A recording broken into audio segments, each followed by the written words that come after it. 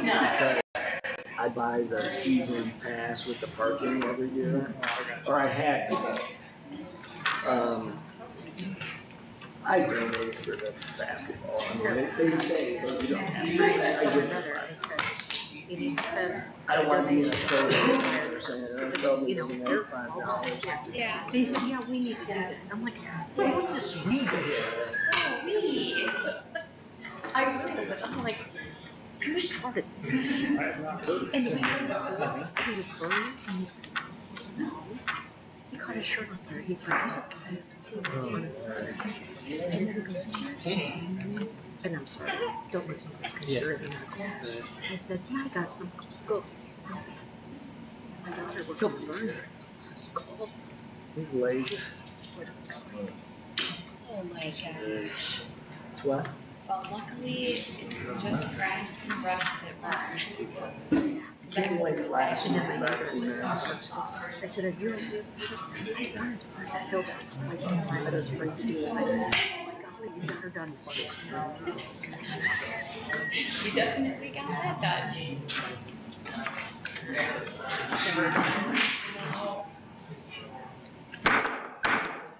I'd like to bring the meeting to order and ask that roll be called. Boucheron. Here. Feldman. Here. Paul. Here. Holzhauser. Here. Tyra. Here. Wagenbach. Yeah. Here. I'd like to ask that everyone stand and pledge allegiance. Pledge allegiance to the flag of the United States of America and to the republic for which it stands, one nation, under God, indivisible, with liberty and justice for all. Hang on a second there. You can start the saunter up there.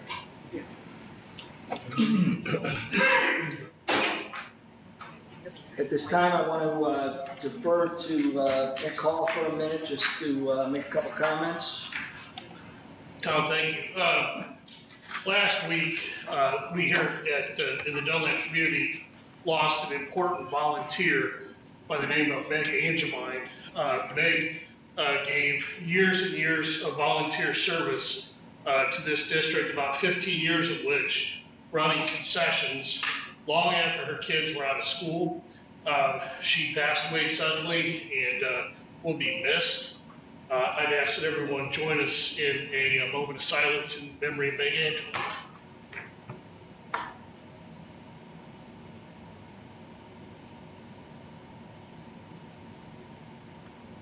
Thank you. Okay, thank you, Nick. The board will now move on. Actually, now I'd like to go to public participation portion of the meeting. Dr. Dearman will begin with the superintendent's report. Dr. Dearman. Yes, sir. First time I have FOIA requests. We have received 3 FOIA requests since our last meeting, and Mr. McKenzie has completed all of those requests. Those Who Excel Awards, I'd like to congratulate several members of our staff who have been recognized for their exceptional contributions to education through the Illinois State Board of Education's Those Who Excel Awards. Assistant Director of Student Services, Amelia Miller. She has been selected to receive the award of special recognition. This honor is presented to valued members of the school community who are recognized by colleagues, students, families, and administrators for their distinctive skills, passion, and talents they bring to their work. Amelia's dedication to supporting students, families, and staff across our district reflects the very essence of this award. In addition, Curriculum Coordinator Hannah Dutton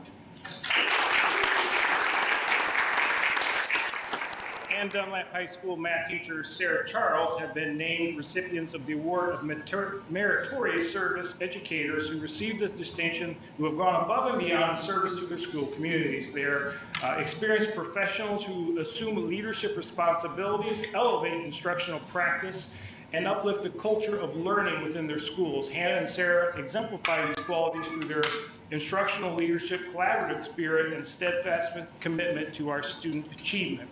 Each of these individuals will be recognized at a statewide banquet in May for their accomplishments, selected from hundreds of nominations across the state. Again, congratulations and well-deserved recognition. We had a career and technical fair at Dunlap High School.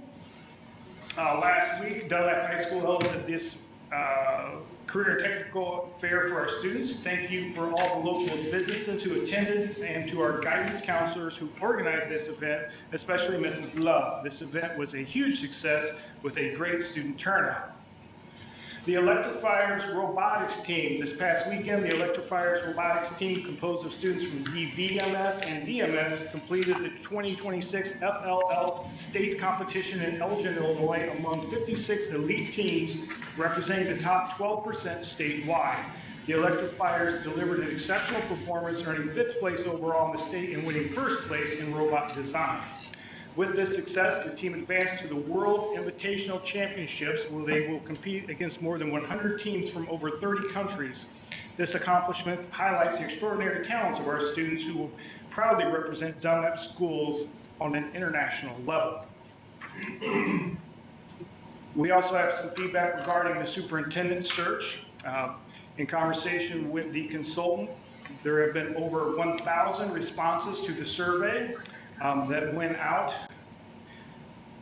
They are very happy with that number. They will be continued to be collected through the end of the month. They will put together a summary report for March, and in April will come to finalize the salary range and advertisement for the posting. Construction update. I will defer to Dr. Adrian for construction update. Yeah, so construction is going pretty well. Obviously, we got froze out for 2 or 3 weeks there. Understandably, no one wants to work in single-digit temperatures out there without a windbreak and so forth. But since that, the temperatures have broke, the steel guys have really made some progress. They've moved, and you probably noticed they refocused their attention from putting the actual panels up on the side to the shorter area, the decking that will be enclosed, hopefully here pretty soon. It's going to have a roof on it by the end of next week, an actual membrane that keeps it watertight, and they'll be able to start knocking out all the interior roofs. But so far, it's been great. They keep a really clean job site. They've been super communicative. And the thing I like about them, there's very few mistakes that have been made, but they're quick to accept accountability from that Estes. And Ratio is our architect, Vantage is our architect on this project, and if you recall, they kind of worked together with Estes. And what's called an RFI, the request for information, that comes back from the people in the field to the architects. There's been very few because they've been extremely thorough on every little detailed aspect of that building. So I got the opportunity to take Mrs. Cazalet and Mrs. Ellis into the building today. I think you think it's big from the outside, but as Mick and Yusuf would attest, they went through it last Friday. It is much, much larger when you're a small person in that large building. So the scale of it is pretty impressive once you're inside it. So we're still looking to get in that before the school year starts next year. Once the panels get on, it'll slow like anything else, because a lot of interior work can be done. But super, I wouldn't say excited, but very pleased with how things have worked with Estes and Vantage. On the next project with the new Wilder Way building, bid specs went out 2 weeks ago. We have a pre-bid meeting tomorrow in this room at 10 o'clock. Lots of questions. When you have a $44 million building that's 86,000 square feet or 80,000 square feet, there's a lot of questions, a lot of details. So already a lot of questions on that. I told Dr. Huberman, I was a little overwhelmed with the amount of communication that's been thought back and forth with different information. So hopefully we'll answer a lot of those questions tomorrow during the pre-bid meeting, and then the bid openings for that are March 12th. So we'll know a lot more then about how the prices come in and so forth.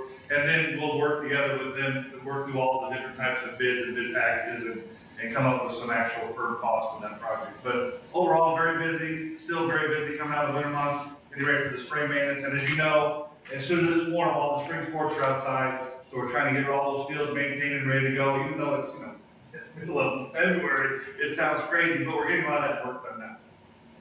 All right, my last item, I'd like to introduce Mrs. Ellis, who will then introduce Mrs. Wooden and our guest of honor, who is perking up. Yeah. Hi, for our district spotlight this month, we wanted to focus on one of the most unique elements of some of our elementary schools, and that is our facility dogs. We have 3 facility dogs placed throughout our district, the first of which is Teddy, who came to us when I was still principal at Dunlap grade in 2018. We've worked with Paws Giving Independence, or PGI, to certify them and keep up with their certification. Teddy still goes to classes and goes through his liability training and all of that fun stuff. But most recently, Gabby came into the home of Mrs. Wooden, and I just asked her to give us a little update on what Gabby does and how she benefits our staff and students at Hickory Grove. Hey, thank you. I want to take a second to introduce, this is Gabby, or if she's in trouble, you'll hear us call her Gabriella Rose, because she does sometimes get in trouble at work. She's a 2-year-old golden retriever, and she, like Mrs. Ellis said, she joined us from PGI. So last May, I had reached out to PGI to see if they had any facility dogs that were ready, and so they paired us together, and we trained together for about 6 months. And through that training, we would go out into public places. We went to the fire station. We went to Wheels of Time Museum. We go to Hy-Vee just to get her more practice with people approaching her and how to act. And then in November, we both graduated. So she's been a certified dog since November. And even though we've graduated, we still go back for training. So we just went from going once a week for 2 hours. Now we just go once a month for an hour to keep up on that training that we need. And like we said, Gabby is a facility dog, so that's different than a service dog or a therapy dog because they're very specifically trained. A service dog is trained for a specific student or person with specific needs, whereas Gabby is trained to work with all sorts of students and in various locations. And really, I tell the students that her main job is just to keep everybody happy. So what that looks like in the classroom is she offers comfort and support. You might see her in a classroom on a math test day. She was in my office during COGAT testing, and it's fun just to see kids just put their hand down as she walks by. She also does sit in on some counseling sessions if she's needed there. She boosts the confidence. One of my favorite parts of the day is when I have a friend who comes and reads to her. And Gabby is a judgment-free zone, so she does not care if you mispronounce a word. She doesn't care if you skip a sentence. She just sits there and listens, but that student is practicing their reading skills, so building that confidence in him. We do take safety very seriously, so we reached out to all the families at the beginning of the year with students who had listed allergies, just so that we could be prepared on how to address that with them and get medical plans if needed. We keep up on her hygiene. I think she is probably the most brushed dog in the area because there's always somebody sitting on the floor brushing her. We keep up with her grooming, all of the needs that she has there. We keep up with that as well. And we have procedures in place for students who don't want to see Gabby or are afraid. We make accommodations for that as well. The great part is the cost of Gabby for the district is completely free. Through PGI, she was donated, so the dog herself was free of charge. Our PTO at Hickory Grove has graciously given us the money to cover her vet bills. But ultimately, she is Chip and I's responsibility. So we cover any of the bills that come up. We cover her grooming, her food. Something we don't provide is the toys and treats because she has a plethora of those in my office, more than any dog needs. So our families have really embraced her and given her all the things, even the ridiculous things that we wouldn't think that we would need. But I just included some of Gabby's stats just so you see how she is utilized at Hickory Grove, from classroom visits to classroom rewards. Yes, we do have students that come in on a regular basis just for their cuddle break. And those are all the ways that she helps our kiddos. You can keep up to date with Gabby on her monthly newsletter that is attached to the Hickory Grove newsletter each month. And it shows what she did that month, like this will probably be in her showcase for February. And then the other part of it is just information on facility dogs and dogs in general. But the second page is probably what everybody really enjoys, and those are the snapshot pictures, and here's a few that are included in those. But I just want everybody to notice that in those pictures, like, everybody is always smiling. Like, it is impossible to walk by her and not light up. So we've really, really enjoyed having her. Just want to thank you guys for allowing us to do that. Okay, nice. Great job, guys. I guess.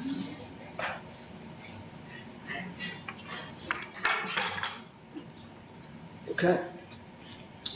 All right, at this time, we'll move on to public comments. Is there anyone who wishes to address the board? If so, please raise your hand. Dottie, I think you're it. Come on up. We're going to read something while you make your way.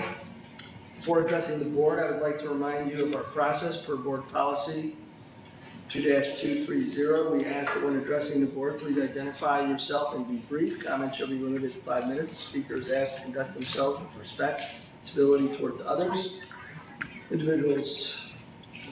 Why the board typically does not engage in two-way conversations during the public portion of the meeting. Any follow-up response will be addressed by administration at a later date. Be respectful of others, protect confidentiality. Complaints against individual staff members, board members, either named or unnamed, shall not be orally presented to the Board of Education. Such complaints should be put in writing, signed by the person or persons making the charges, and delivered to the Board of Education Secretary. And this is Dottie Strickler, and she's with the League of Women Voters. Welcome.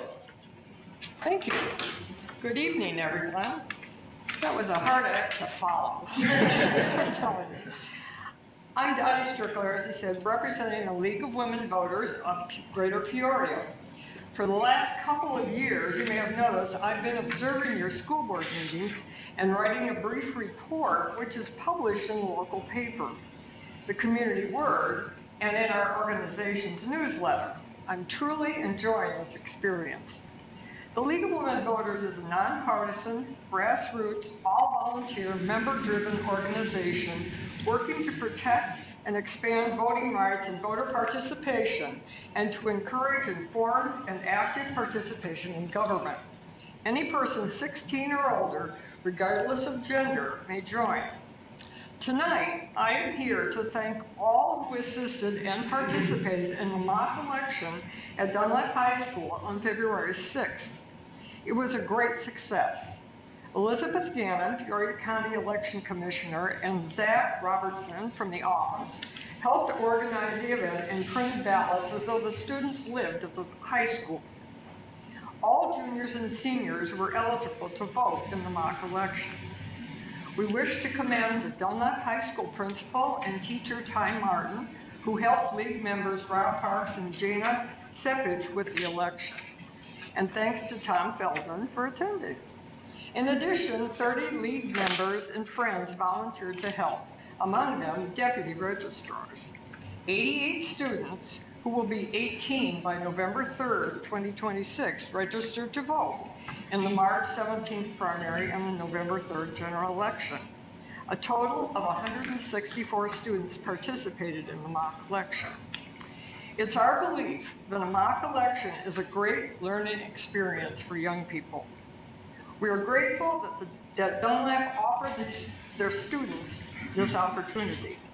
What better way to help them understand the voting process and how our democracy works? Thank you.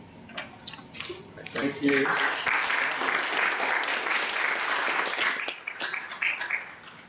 Okay, I don't think I saw any other hands. Okay, this concludes the public participation portion of the meeting. The board will now move on to the information discussion items. School activity reports have been included in the board package during discussion. Information regarding the destruction of closed session audio has been included in the board packet. Is there any discussion? Information regarding the Dunlap Valley Middle School cell phone tower lease renewal has been included in the packet. Is there any discussion? I have a couple questions about this for discussion. I mean, maybe someone can kind of give a little, just backfill it a little bit before I ask. Dr. Adrian's taking the lead on this, so Doc, if you would, kind of give us some background on it. Summer projects?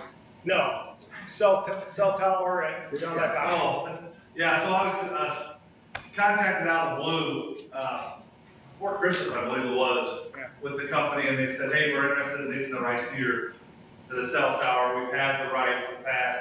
We no longer offer a cellular service. We just focus on the tower service.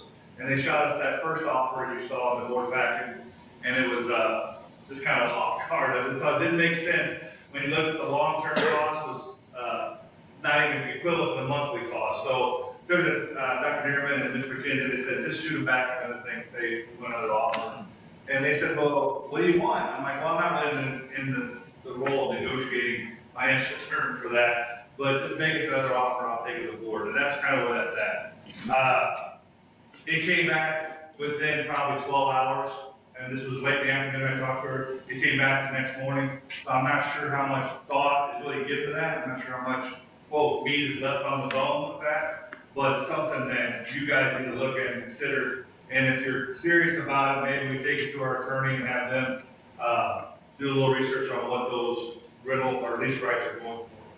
Because I do think there's more to it than that. Yeah. So I mean, I don't think it would be in our interest. I'm not trying to, well, I guess I didn't make a reputation not to sign a 100-year lease or because, you know, you're obligated that with the future for it. We have no idea what we're going to do with that property.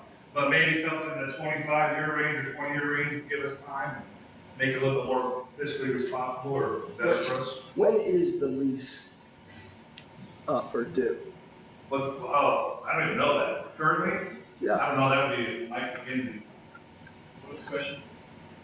When's the lease up on the cell phone tower? I thought it was Christmas. Oh, no, it's the 27th.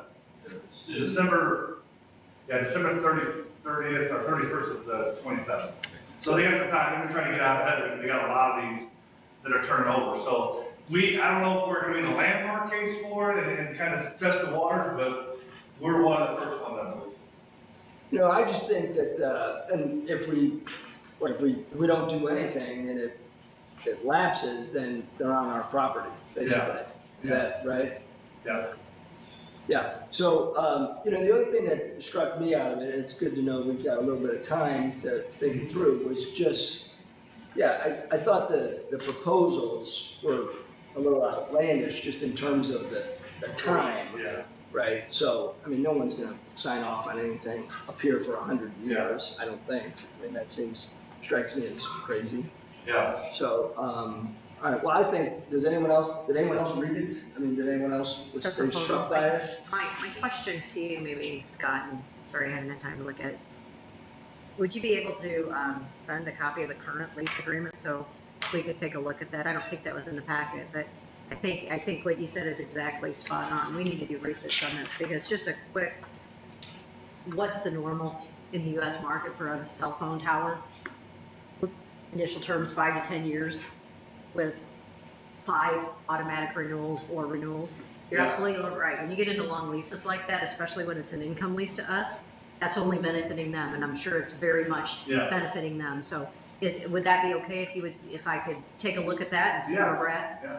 And it may be something where, like Mr. Dunlap would do it. The longer you wait, maybe the better position you're in, because then you're probably linking a network together. I don't know. I mean, I did not negotiate. You have to research that, to see what, or if you wait too long, then Yes, true. it goes both ways. Yeah. But yeah, I'd be willing to take a look at that and see what. But just the way they came back so quickly with the double offer was kind of like. You're 100%. Yeah. You're right on. Is there, are they in our way now? I mean, do we care? No, it's business as usual. They maintain it. They do a good job maintaining it. It's just an information item. You know, any action next month? And think about it, consider it. You can advise us to talk to Jay and maybe you can do some research on what's going on in the area on that. But I'd say Teresa, take a look at it. Tell me what you think. What I do. Yeah, she's the real estate person. I'll take a look. yeah, sure. I'll take a look at it. Go for it. Well, if you could go back to them, they could double it again, and the next month we'll send you back, and then double it again. I mean, it was, Well, that'd be Let's great. send me. Let's keep doing it. Jeez. yeah. Andrew, you have a comment? I was just gonna say, I didn't know what this market is like. Like, are there other suitors out there, even potentially, that, Oh, that probably, there may be, yeah. that's something to There consider? may be. Yeah. But not 100-year lease. Good catch. Yeah, like I said, it kind of came out of the blue, That would not benefit us. but definitely worth exploring the program. Like I said, you're not in a hurry to do this. Yeah. Okay, great. Information regarding the 2026-2027 student handbooks has been included in the board packet. Is there any discussion? Tom, one comment I think, just on the high school one, that I was pleased to see in there, and I think I don't know if this came from a suggestion from other boards in other parts of the state, the meta glasses that are available now that can record, okay? Not only do I not sell them, I don't let my staff wear them because Illinois has a very intense statute regarding eavesdropping. And the fact that you can have it shut off, but the person who you're talking to doesn't know whether it's shut off. You know, so there's a flashing red light. So I was glad to see that was in here, that keep those things out, because I think people being recorded and you not know you're being recorded is an unfortunate side effect of that technology. Is that presented, Kate? Yeah, that's exactly why we put it in there. We've seen more students with them. A lot of them feel like that was Christmas. But our biggest concern is bathrooms and locker rooms. Yep. So, and not knowing if they're push the button to record or not. Obviously cheating and things like that, that was our biggest concern. Well, yeah, technically you could touch it and just show it the work you're working on and ask it to solve the problem, and it can solve the problem. Yeah. Talk right into your ear and someone tell told me you. there's even like a picture within a picture. Correct. Of that. That's like Star Wars. Jeez. And thanks to anyone up here at the table that participated in some of the handbook discussions. So we'll bring that back next month to finalize. All right, next, Dr. Adrian. This is it right here. We'll present information regarding the 2026 summer projects.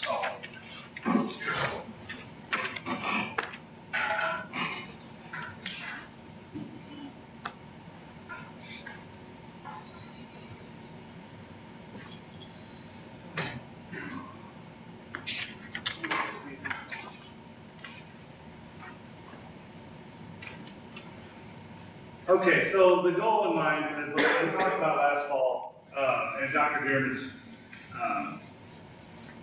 I guess, approach to sell more bonds than we possibly needed for while we're waiting to get some money in reserves for some of these capital projects in the infrastructure, because we do have some serious infrastructure, I won't say concerns, but issues that we're going to have to battle here in the future.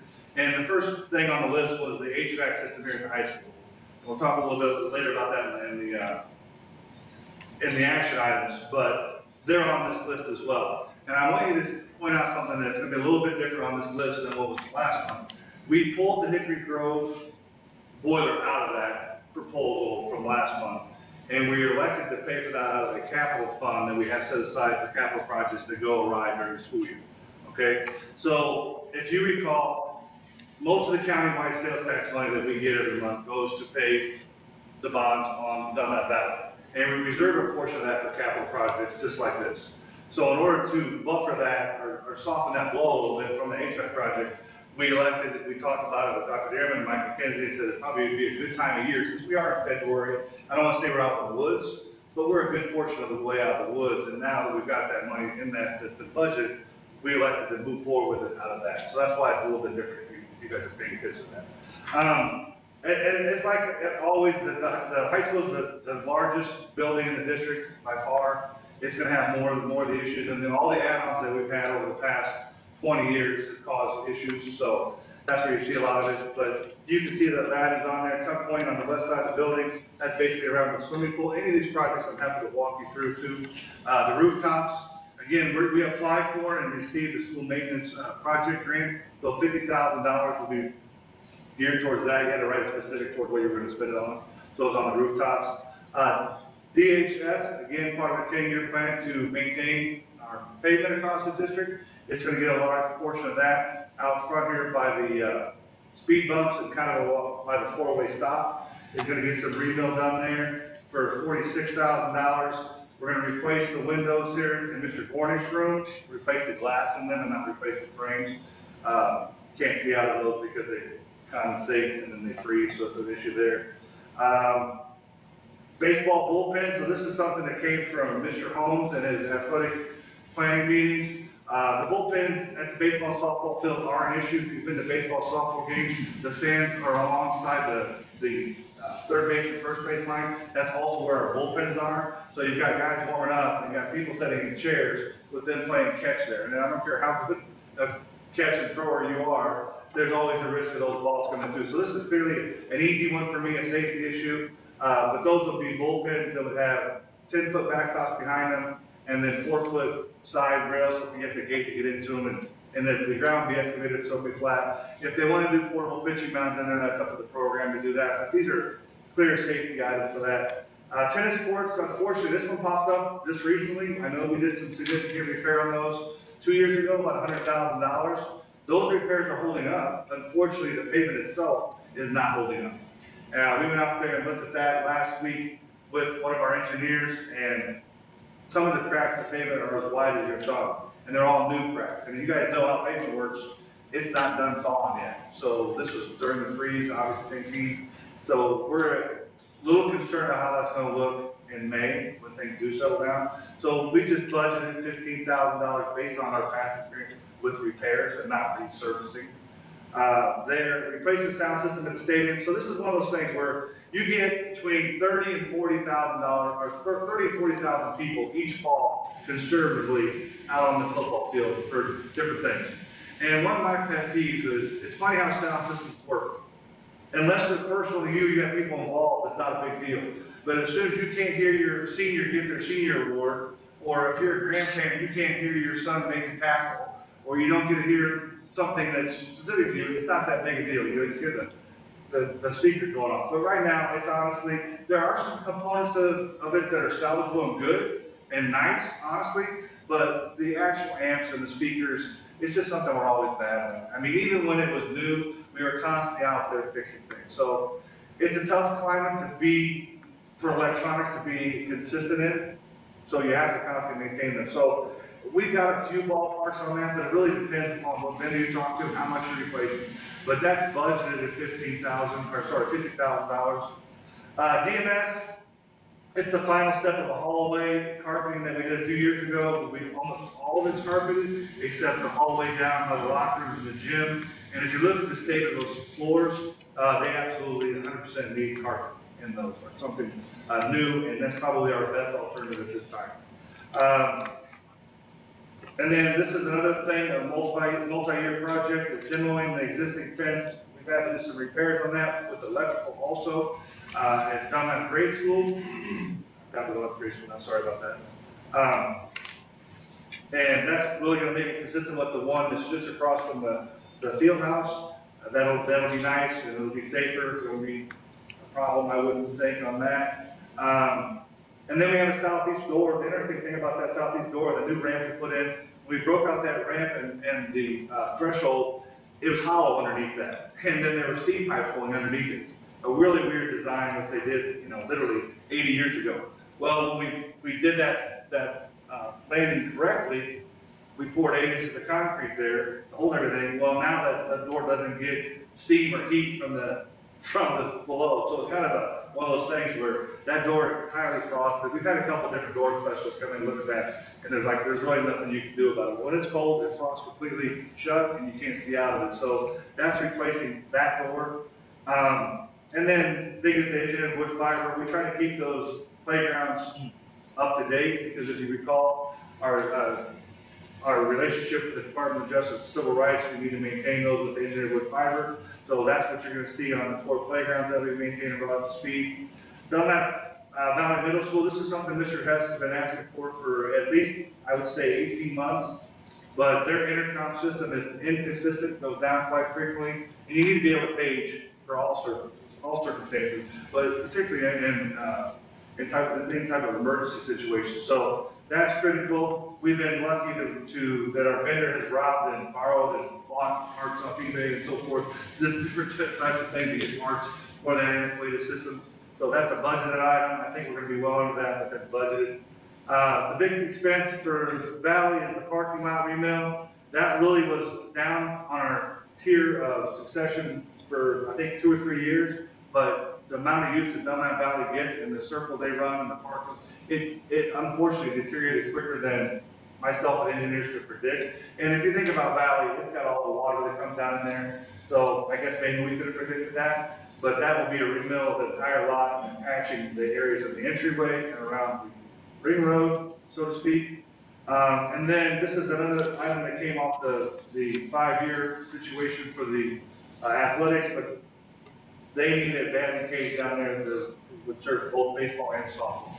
We've got a location found or spotted down there and marked out, so that's your cost of $10,000. Banner, not much is going on there. Just the engineered wood fiber, same thing at Hickory Grove, because we moved that boiler off of that. We hope to get that done before July 1st. Nothing for Wilder Way. I mean, could it use some? Of course it could, but we know we've got, there's light in the tunnel for that building. And then, please don't think that there's still not maintenance going on. There's always maintenance going on. These are just some of the bigger items. District, we maintain and we try to budget an allowance for pavement maintenance, whether it be a crack sidewalk to happen between now and then, or it's a parking lot that needs steel to strike, anything like that. Or last year we actually used that for, we got into the Dunlap grade project in the back lot, and I think it was $16,000 or $17,000 of base that had to be hauled out and replaced that wasn't anticipated for. So that's a budget item. It's one of those big projects, a lot can go wrong.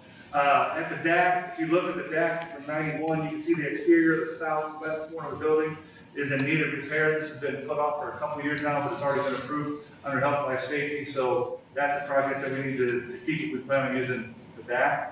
The DAC restroom flooring, it's one of those things that absolutely has to be replaced. And that's a pretty fair price on doing those, but you're welcome to come look at those. And then we also budget $10,000 a summer to replace window units for different buildings, mostly Wilder Way, because obviously those are pretty expensive, but we replace a fair number of those for each year. In fact, we have one left for last summer, so we do go through those. Roofing maintenance, this is something, again, I don't think it will be this number. I think it will be closer around 30, but again, you never know how that's going to go because we do have a lot of roofs. District floor, gym floor, all the gym floors that are wooden get resealed and replenished. As you guys know, as parents, your kids have been in those gyms wearing those gym floors out, and then they're used during PE. And the kids don't change shoes anymore like I used to when I was a kid. So they get beat up pretty good. And as soon as they get slick, they become a hazard. Athletic field turf maintenance. So this is another number that not everybody likes, but it's really what it takes to keep our athletic fields that are grass up to par. I think that's a really solid number. We worked on it and we got it down from, we don't do all the services every year, but we do most of the services. And then we've also added to that basic 4-step treatment for Dunlap Valley baseball and softball outfield, because it's always a concern that they do get overrun with weeds very easily if you don't detect it. This next item is the seeding. It's in summer projects, but it's some things that the district's going to be responsible for when the field house is complete. A scrubber, a sweeper, an ice machine, furniture, and that conference room and so forth, and an upright cooler. I'm sure there's going to be specific athletic things that are going to be needed, but just as far as facilities, these are going to be needed to maintain that. I mean, it's 56,000 square feet. It's a large building. It's going to need equipment to do that. We need to replace our mower. There's the cost for that. That takes care of all of our athletic fields and also does some of the fronts of our schools when we have a parent-teacher night or something and the contractors aren't there that week. We'll go through and cut some of those and make it look nice when we start school. And then mulch for the district, all of our trees and flower beds. Oh, the UTV, we have a John Deere Gator that we've used. It's over 30 years old. Brad, our mechanic, is a master mechanic. He maintains it as best he can, but they need something more reliable. So we were thinking we would move the current Ranger they have for athletics down to maintenance for fields, and then get a different one for the athletics. For this one is nicer because it's not more expensive, It just has the back seat laid down so you can get an athlete off the field if you need to. And if you recall, if you've been involved in soccer at all or baseball, that vehicle is going back and forth to soccer, up to the trails, up to tennis, up to volleyball, up to football on nights where there's multiple games going on. So they need something to get back and forth that's reliable. And then obviously we always budget a little bit for paint. Say a little bit, it's quite a bit, but we do a lot of painting in the summer that's not contracted paint. You've seen the last several summers we've hired contracted paint out. We're not doing that this year. This is just for our little paint crew that we have in-house that goes around and does those things, they're bleeding paint. And then tools that are required for upkeep of grounds and facilities. A lot there, but I think it's been pretty fruitful. There's a couple larger ones on there you've seen marked off that were pending, but honestly, we can spend a lot more. We try to be pretty prudent with this stuff. All right, let me ask a couple comments. See if anyone else wants to jump in. What is, I know you've already said that some of it's not all true summer, but some of it's in that big catchment. But how does this number compare to last few years? Last year we were over 900,000. The year before that was 1.6. We were at 1.5. We're in that 1.5, 1.6. But last year was 900,000. But we didn't have these huge 4 HVAC or 3 HVAC systems and a large paving. You know, we had one large paving, but not that much. So the number of projects is significantly down. It's unfortunately some of those big hitters in there. Plus the field house maintenance was not on there. Right, but the number, yeah, but the number, the 1.2 isn't that 1.5 or 1.6? Yeah, less than that. Yeah. Okay. I'm going to, all right, that's helpful. You know, I would say for this sort of and for tonight and not for next month, but I'm gonna ask that, you know, you're maybe tighten the sensitivity analysis a little bit around your red, yellow, and green, because I mean it's good and I understand, I read them all, but I mean 85% fall into the red.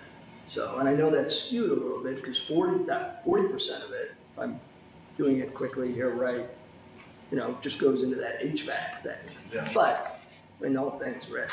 So I mean it's helpful, but it's not. You got that right? No, What I'm saying.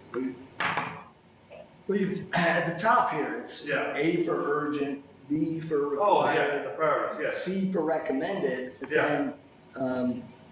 then at the bottom, Oh, okay. I mean, if you add them up, what am I saying here? Yeah, I mean, all the 86% all fall into the red. Yeah. I mean, it's like my kid's shopping list, right? I mean, you gotta have everything. So, I mean, just, you know, like, and maybe it's not possible. I'm not saying that all of those things aren't urgent. Right. But I'm saying in relative to the other items, there must be some sort of sensitivity that makes one, I mean, there are varying degrees of urgent. I'm just trying to get a little more scale to it, that's all. Okay. Yeah.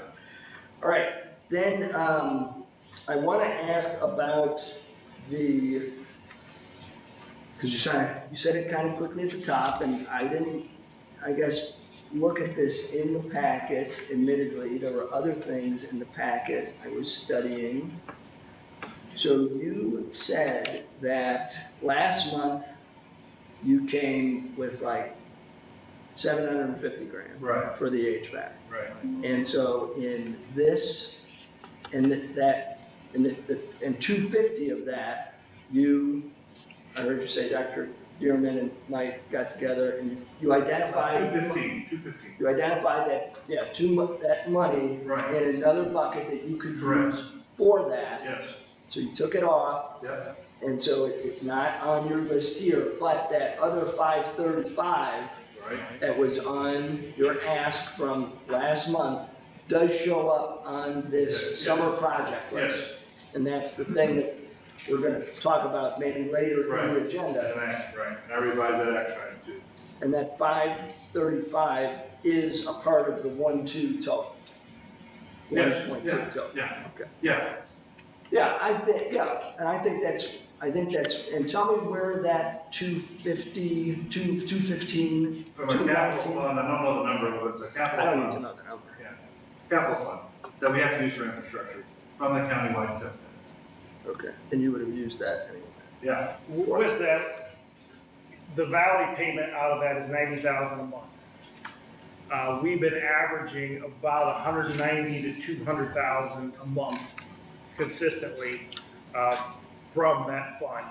So we've been banking roughly 90 to 100,000 dollars every month, and then using that money in capital projects. That 215 that he's referring to, Mr. McKenzie has already budgeted that in this year's budget, and we had additional funds in there that we weren't using. So it is not an additional expense, it is part of this year's budget, that's why it was pulled out. He had already accounted for that. $4. Yeah, no, it just sounds like, yeah, I'm just trying to get it straight, so it's, yeah, just the communication on that, but it sounds like that's something that would have, like, had that not come to the board for consideration for approval this month, if that had happened, say in October, you would have gone after that project with those monies, and it would not have been something that you necessarily came to the board for approval for. You would have just taken it out of your budgeted monies and costed it that way. Correct. Okay. All right, I was a little confused. I'm straight now. Other questions or discussions for Of course, I got a question. Teresa?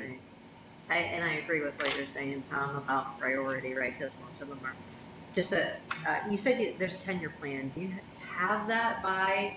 which plan? You said a 10-year plan. For pavement? Or was Yeah. it just for pavement? Pavement, What yeah. about maintenance in general for all the buildings? Do you have a 5-year plan about like when you're going to replace what? That's kind of what we talked about in October. So we have a plan for roofs, we have a plan for pavement, the big ticket items. That's what I was asked to do. And then as we worked through the summer, and we started having some maintenance problems, Dr. Jim was like, let's look at some of the ages of some of the major facilities, because money's going to be an issue, obviously, it always is, and rightfully so. And then that's when we did kind of a little analysis on our HVAC, we got the ages, and we're working with a company to streamline all that. But when you first come out of it, right now you're at $700,000 for just replacing some basic stuff. Dunlap Middle was built in 1999. And all of that except the chiller is original. So there's some real costs. And I'm not trying to panic you. She's not panicking. She just can't- wants to see it in advance, you right? can't, well, it's that, right. I want to see, because I'm looking at numbers, everybody always knows that, right? To see 5 years, is it 1, 2 this year, and then the next year, we're going to anticipate a big expenditure, whatever, roof, whatever it might be, right? Yeah. Well, I wish I could predict that. I mean, we know there's 8 units of the same age, all of them are failing, here in this building alone. Mm-hmm. You've got the units over at the DMS, so you can budget as much as you'd like to replace those each year. But the approach of this was, hey, what's a sensible way to take care of Dunlap High School, knowing that Dunlap Mill is right behind it, and knowing that any time a boiler could go out, or 2 boilers could go out, and that's. But if we have that plan and we forecast out, and say, this is, you always adjust it, right? You're always going to adjust that, and you're going to have what's above the line, below the line, right? As far as all these go, understand there. The mower, Yeah. a 72-inch, 31 horsepower mower. What do we have today? Does it work? Our current one works, yeah, Are we but and Brad's pretty happy with it, but it's like, it's gotten too many hours on it to the point where we need to consider replacing it. So, that's where that's at. Okay, it's things like that maybe that we can That mower runs all the time. take a look at and see, because we do have a pretty significant mowing contract out there, and I understand what you're saying. You're right, so just so you know, just to clarify, because you may not know, we do have a mowing contract for everything outside of the fences. Everything inside of the fences is our responsibility. Mhm. So. Like the ball fields and such. Yeah, and we're adding the practice soccer field, which will be maintained also, so it's a lot. And then, I mean, this is the way it works. I mean, to be honest with you, coaches want those fields mowed on certain days, and sometimes it's more than once a week, you know, so that mower is constantly going. Yes, so. Other comments or questions? Tim? If I drive by and see that fence going up in front of Banner, is that your practice soccer field? Is that budgeted in where? You mean Val? No, Val. The Valley, yeah. Yes, that's the practice soccer. Is that already paid or budgeted in some That's way? already budgeted, yes. So they're getting grass and stuff's getting planted in there. And that's Yes. fine. Yeah. They were hoping to cross seed that, but decided to put the fence in first and then seed that. They're not the 90,000 that you have left over in sales tax revenues. You can spend that on parking lot, can't you? Anything capital you can. Yeah. So okay. So just, I don't want to belabor this, but Too late. a couple things that come to mind. I don't know if you're hinting at it or you're getting at it, but are you asking us to potentially take more out of that account for some of these projects? That line item? Not sure. Okay, I'm just saying that is an option. Why are we keeping it in that account? It was, well, I mean, you can ask Dr. Dearman and Mike, but in my experience with it, it's been for emergency projects. Whether it's boiler, HVAC, water softeners have been replaced. What's the current balance in the account? Do you know, Mike? The current amount, it's probably a little over $1.5 million is what. Because if you're saving 90,000 a month, right, it's going to be to $1 million pretty quick, right? And this is, Yeah, we've been budgeting the last several years. We've been getting about $900,000 to $1 million that goes to that fund. We've been budgeting about $600,000 or $700,000. So like this parking lot out here that we extended, we paid out of that. okay. We always put money in there in the budget because things break unexpectedly. Boilers in the middle of the year that we had no plan for, so we put money in there every year to do things as they come up. And this year, we're sitting there where we've spent about $200,050, I don't remember off the top of my head. And so we still have that $600,000 total budgeted, so that's why we figured we could do that. But yes, there's a certain amount that we pay out of these summer projects. We pay out public safety every year, and a certain amount that we pay out of OM just traditionally. But some of it we could pay out of capital projects, the ones that are actually on buildings, like the tools and the mowers, things like that cannot be. You can't use sales tax. Now, the 215 is in a different account, right, than that? For the rooftop units, that 215 you were referencing, that's in a different account? Yes. Right. Yep. Right. No, that's in that account. It's come from that, right? Oh, it's in that It is. one? It is in that It one? is, yes. Okay. That's what I was Yeah, trying to figure. 215 we're taking out of that current 600,000. Got it, okay, Right, okay. yeah. So that's what you said, we're not out of the woods, but we're kind of rolling the dice that we're not gonna have another catastrophic failure, a boiler or two before the end of the year. Got it. Thank you. Yep. All right, other comments or questions on capital? Nick? Yeah, I assume, just based upon your comments about the other rooftop units here and other things that are going on, it would be pretty easy to come up with another page of green things of, these are things that if we had, somebody walked in and handed us a check for $500 million, we could spend it. You know what I mean? Yeah. I guess I looked at this list like, I'm kind of assuming you kind of put the stop at the first A and B and really didn't get into the C because the C could go on for a while. Yeah, and that's to Teresa, your point of the 5-year plan. I love to do that, but it seems like every time we get something lined out in the mind, we're going to do new generators and stuff like that. It's boom, Or boom. you big constantly tickets, have to update it. And then once Dr. Dearman had us investigate the infrastructure, it's like we're going to have some serious questions here in the future with these HVACs. I mean, and I get it. It sounds like air conditioning is no longer a luxury. I mean, you want to make everybody mad in the community and the school, have it 90 degrees in there in September and no fix in sight. So that's really where we're at. Completely understand. All right, other comments or questions for Dr. Adrian? Okay, thank you, Doctor.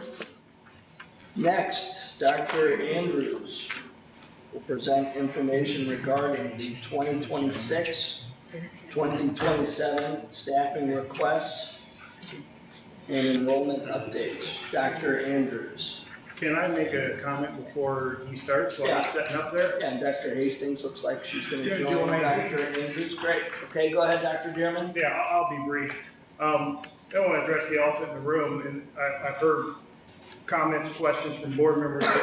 How, why are 10? Well, so many. Where is this coming from? It seems like it's coming out of the blue.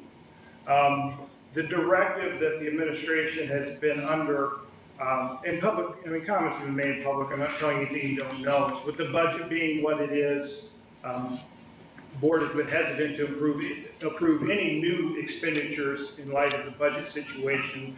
Matter of fact, many of the directives have been look for efficiencies and things that we could potentially save money with that. So Dr. Andrews has done a really good job the last couple of years really reining that in and really not bringing forward any new requests that aren't absolutely required, many by code, primarily around the realm of special education. So he's done a good job of taking some heat and telling a lot of people no. But after speaking with Mr. Feldman and myself, the directive to Dr. Andrews this year was, let's be transparent, bring it forward, bring the data, let the board see what's going on and what those requests are. So that's why we're at the number we're at. Many of these have been absorbed through attrition, and we've pushed the limits as far as we can.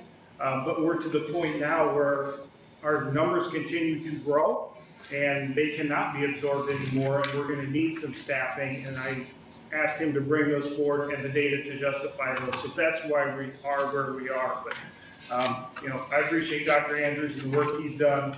Obviously super detailed and very thorough in his report that you're about to see. So he's done a good job with that. But I didn't want him to be stuck carrying the bag on this one as the person that brought this forward. He's working under the directive of Mr. Feldman and myself to be transparent and bring those things to the board to consider. Well, let me just add then, is that what you wanted to say? Yes. So, just a couple points. We still want you to act with all due efficiency, et cetera, and look for those opportunities. That doesn't absolve from that end of it. But I think this came out of just a very natural, this is what we're looking at in terms of needs, what should be included in the staffing request. And, I've just never been on that end of that kind of conversation before, directly.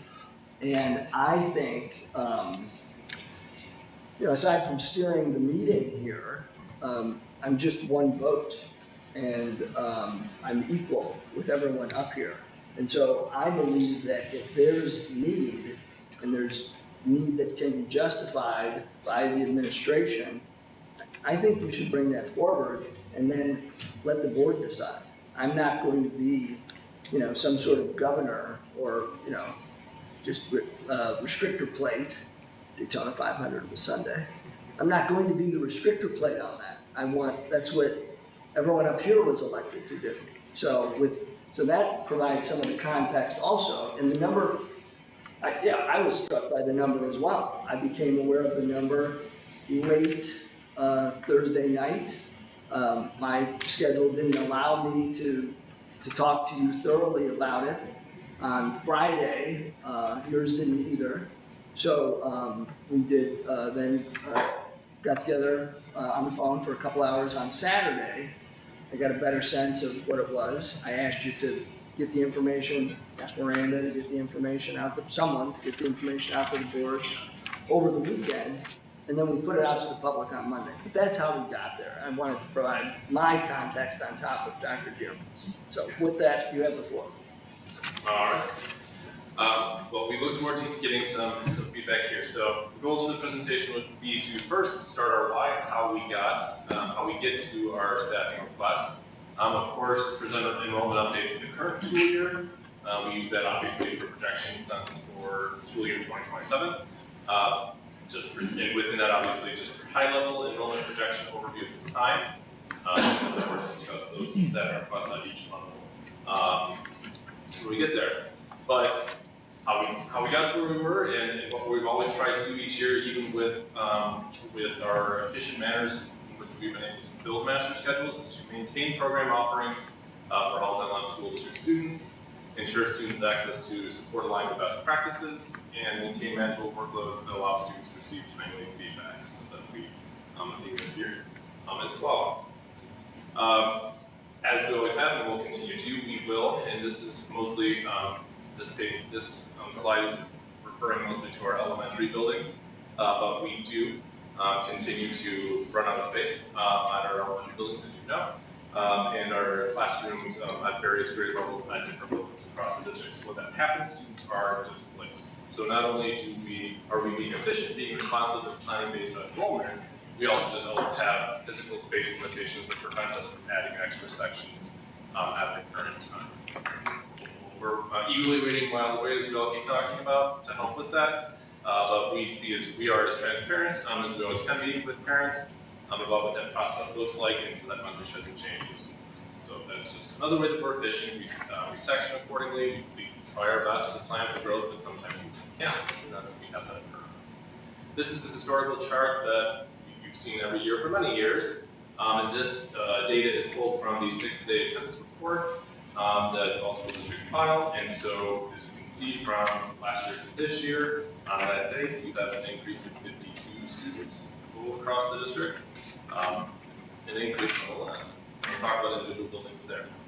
I do want to talk a little bit about fluctuating enrollment, how that can vary, and from each year it does change. So currently, compared to the 6-day enrollment figure to where we're at today, which is the same actually, 48 to 21, we have done previous years, we've done up with it's a game that we can't always explain. Sometimes before school, that number is even larger, in particular here at the high school, as we're waiting for the final decision of students whether they're coming or not.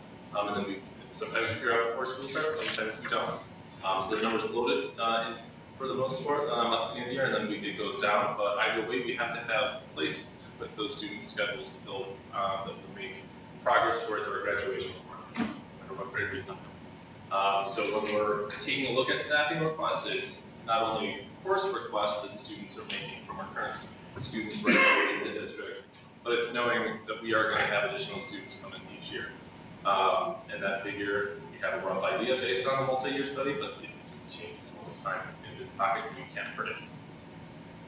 All right, so we'll start off with elementary, of course. We'll go through each bulleted item here, but you'll just see the theme that we are being efficient with our space, but it does come at the cost of not all individuals having an appropriate space or a space within the building in order for them to perform the duties for which they are hired, whether they're related service staff members or specialist teachers who have to travel from classroom to classroom and don't have their own space, and have full repository of things that are related to like music traveling, for example, does kind of encumber what all the music is able to do. But nonetheless, they're very understanding, and they do the best to make sure that what they're doing is the same as other students across the district. And then you see on the right just where we're at this year in terms of current enrollment. Right now, you see this for every elementary building, and then the current school year breakdown, K-5, and then for 2027, first a bit, since we don't have kindergarten enrollment numbers, that started at the beginning of the month, and we'll continue to monitor that and make adjustments in terms of section numbers. That near capacity is based on the number of sections that we have available, how many open seats there are in that building. That'll explain the chart on the page. Can you say that? What's the near capacity again? So that's based on the number of sections. So you have 3 sections at Banner there at first grade, for example, so 16 open seats. We have 3 sections, 25 seats per classroom. Yeah. Good question. As is consistent between Banner and Dunlap grade, you do not have private nursing space within the building, nor do you have a full-time dedicated nurse at Dunlap grade school. Something to touch on here in a moment. If you have an orchestra that you're utilizing corridors, any open space for lessons or for small group, full group instruction there. And differentiating spaces for related service staff. Hickory Grove Elementary School, while there have been some opportunities there that allowed for some more dedicated art space, art return to the classroom, things like that. Again, it is a very, very full building, continues to be, and so we do have the continued cramped lunchroom at certain grade levels. We split for lunch to make sure that they're being as efficient and safe there as they possibly can. And again, no dedicated nursing space that Hickory Grove has currently got 2014. With some grade levels like 4th grade completely full, or near full like at 5th grade, with some more open space right now. Ridgeview, of course, houses our best program, as well as they did take on a pre-K classroom this year. So with that, you just have some reconstitution of spaces there, still the continuation of intervention spaces occurring in different places. Our interventionists who used to have their own dedicated space a couple of years ago continue to be within the classrooms there, as they also then provide cushion support during intervention time. And then again, you do have some traveling as well as dedicated private nursing space there as well. While we're waiting, again, we won't belabor this too much, but within the new plans, we do have the dedicated space for our instructional program classrooms within that. That will then help, of course, with none of the additional grade level classrooms within the building front, but then more appropriate spaces for those classrooms as well. Because we're being efficient, repurposing rooms that weren't necessarily built to be classrooms. So I'm excited for that. At the elementary level, as you know, we had a couple of individuals speak during public participation last year about the elementary counseling support. The plan was to do a split and have split support between the Dunlap grade school and Banner Elementary School counselor, helping to cover the numbers at Hickory Grove Elementary School. Both individuals from Dunlap grade and Banner have done a fantastic job of going into the Hickory Grove. Of course, it's a good school, they've been very accepting. But with it has come some unplanned response to the Dunlap grade school counselor not being there at the meeting. Among those issues has been in the morning when the counselor would otherwise be servicing 5th grade students, for example. That's occurring during specialist time. So if they have SEL support minutes where they need to see the counselor, they then, instead of it being done during the planned intervention time, which is when that would normally happen, that's in the afternoon when that counselor is at Hickory Grove. So that has to happen in the morning, and so the students aren't able to attend specials for that. We try to prevent pulling from the core instruction, so your math and ELA instruction, that would be our last ditch effort if we could find space elsewhere. So it's been good that we've been able to be preventative of that, but again, it does always prevent them from participating with their peers during the time to make sure we're meeting those minutes and supporting their needs. Between last year and this year, they have had an increase of the Dunlap grade school counselors caseload by 22 students, 23 students, or 9%, which is quite a bit, considering Dunlap grade school is smaller space, which is a caseload of about 80. And percentage-wise, in terms of the percentage of students at Hickory Grove who are currently on the counseling caseload, that's at 10%. So the increase percentage-wise is quite significant there. Currently, the Banner counselor starts the day at Hickory Grove, and so with that, then you have the counselor not available to students as they're coming to school in the morning, where you would typically have good intervention being done, where they have the sheltered arrival where they'd be able to go and check in with the counselor and make sure that they are regulated, ready to go from the school day, and then go into the classroom and start the day. That's a typical intervention that we might do for students for any number of reasons. That's just not a support that's available there. Of course, there are other staff members that can jump into that role, and they do. And we're very thankful for that. But that is one of the areas that, of course, we're trying to serving. So at the elementary level, while not asking for general education teachers like we had for many, many years prior in a row, we are asking for a full-time school counselor who would be at Hickory Grove the next school year. And then, of course, we would examine it based on caseload, but more than likely would be a split counselor between Hickory Grove and Walloway when the new Walloway opens. We would have to wait and see what numbers look like or make that ultimate decision. More likely that's what we do. With this, both the Banner Elementary School counselor and then the Dunlap grade school will be able to pass their programs. All right, at the middle school, as you can see, you have in the gold shaded cells, you have the historical enrollment, including the last one is going to pop up. 2026 is obviously the current school year where we had an increase of 45 students compared to last year, and that's in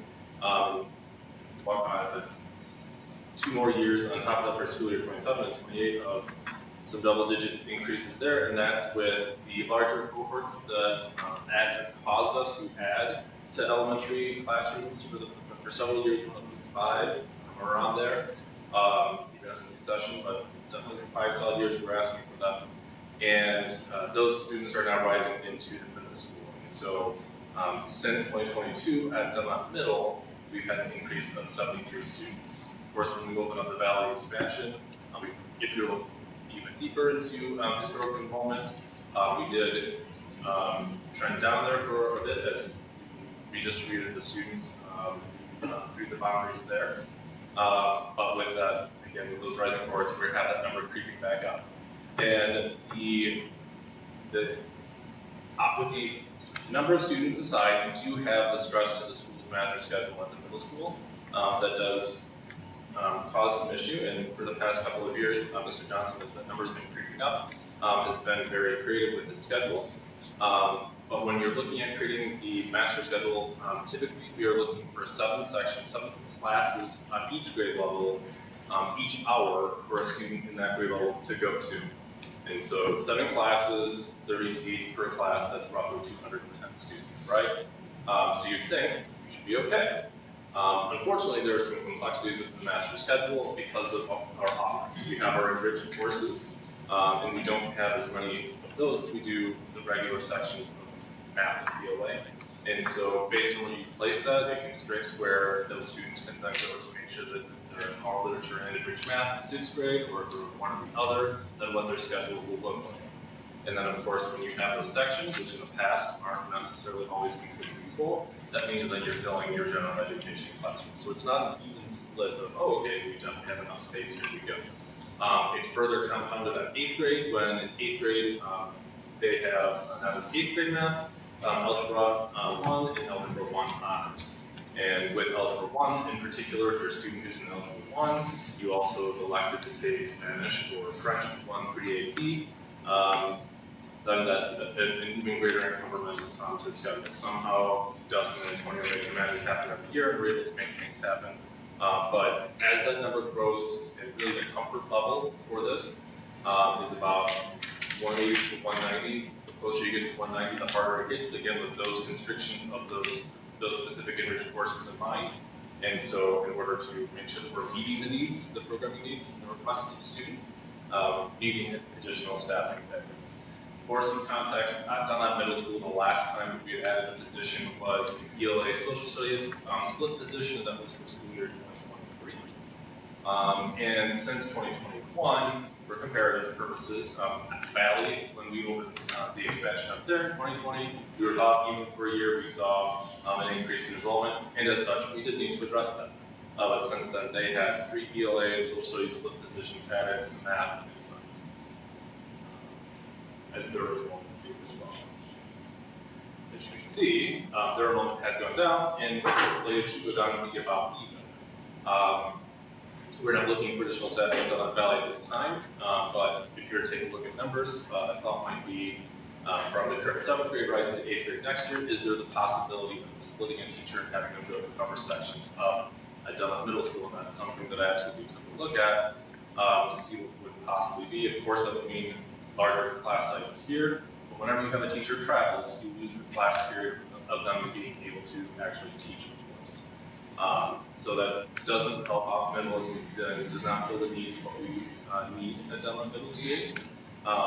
And given the programming changes they have there, with the new SEL curriculum intervention they are implementing with focus on executive functioning, the support would be otherwise helpful and needed there, because we do have study halls at the end of the day. And not wanting to take away from study halls or SLC, which is the intervention time at Dunlap as well. So look to see if we can make it work. Unfortunately, it does not quite like that. So for next year, looking for a full-time PLA social studies teacher at Dunlap Middle School and a math teacher. At Dunlap High School, big chart here, lots of numbers across the grade levels. Again, same thing, each grade level within each column that realized enrollment is total enrollment, and then the far column is the change from the previous school year.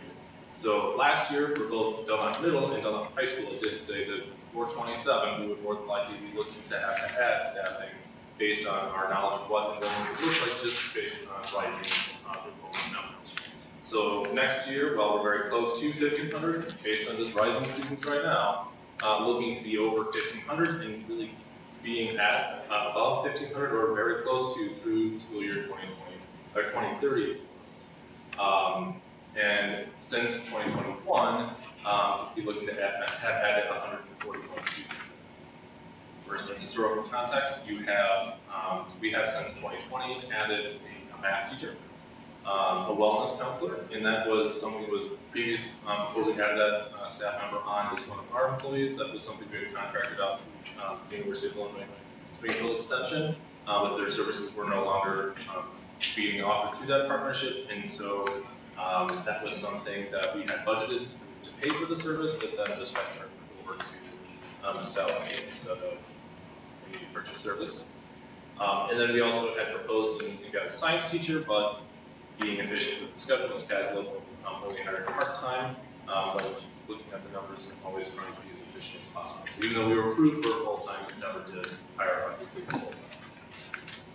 With that, and both Mr. Johnson and Mrs. Skazla here too to add to it as well, if you get any questions, but some different things that they've been doing to be as efficient as possible is, of course, maximize enrollments in student class rosters in every classes to the extent possible.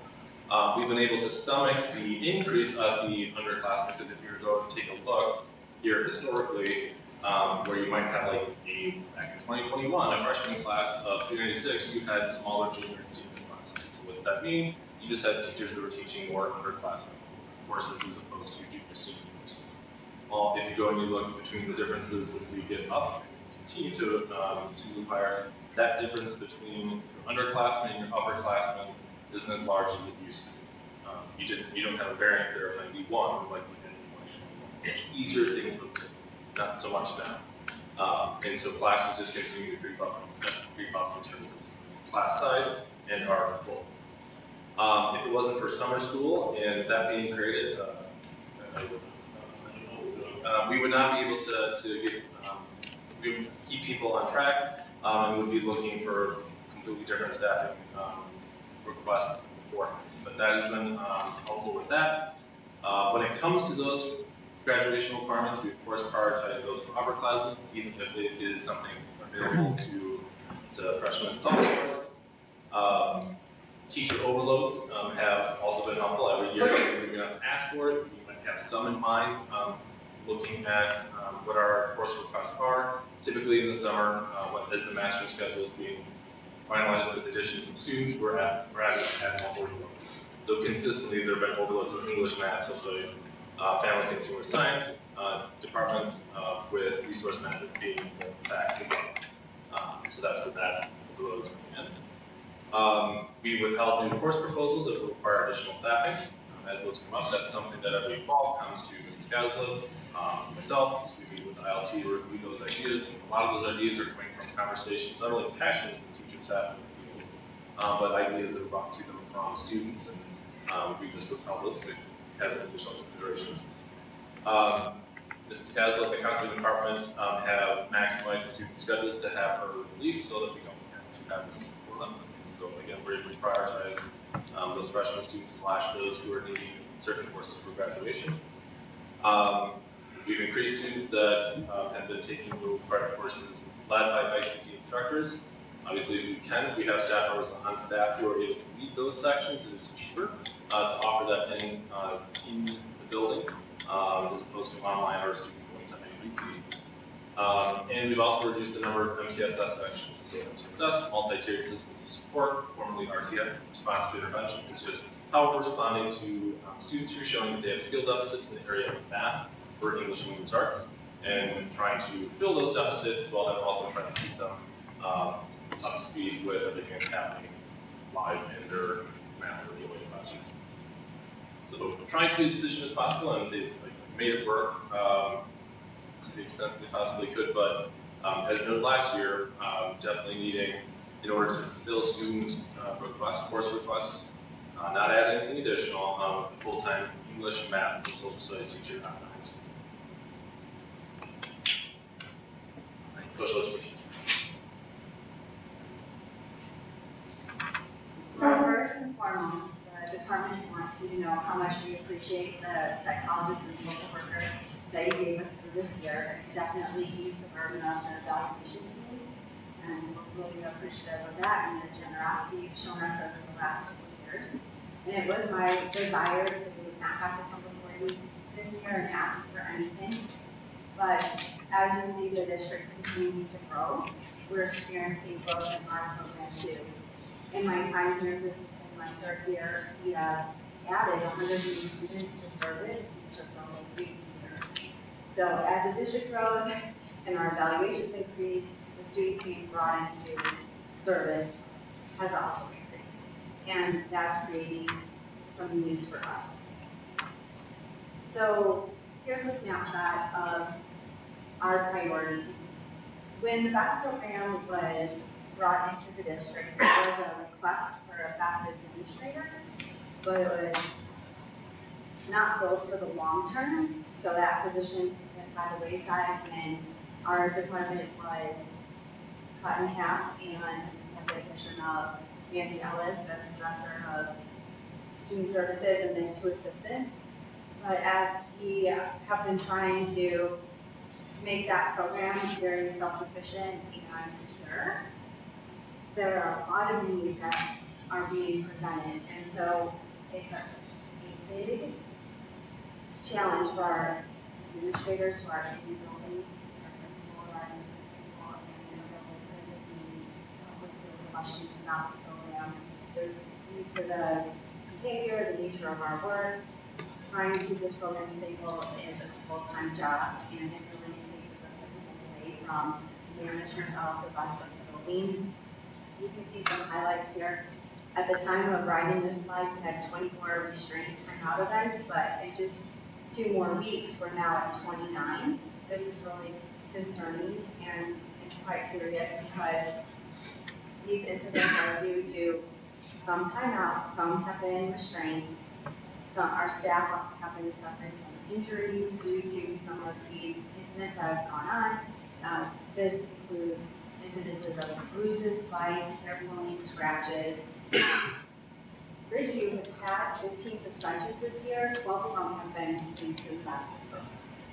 So again, the factor of management here is very much needed, and then we now have 10 students who are out of it. Just in the last year and a half, are now supporting the students who are in residential facilities. So we need to support social emotional pieces here in the department. We're asking for an extra administrator help, not just with supporting our elementary level programming, but across the district, from middle school to high school. While our numbers are not high right now at secondary, they will become higher as these elementary students move on to middle school and high school. We're also asking for the support of a special education coordinator. When I got here, I was really passionate about our principal serving as LEA. That's the leader who has oversight of all of the IEP meetings. This has to be a person that has knowledge of special ed law and the requirements or the qualifications to supervise special education services.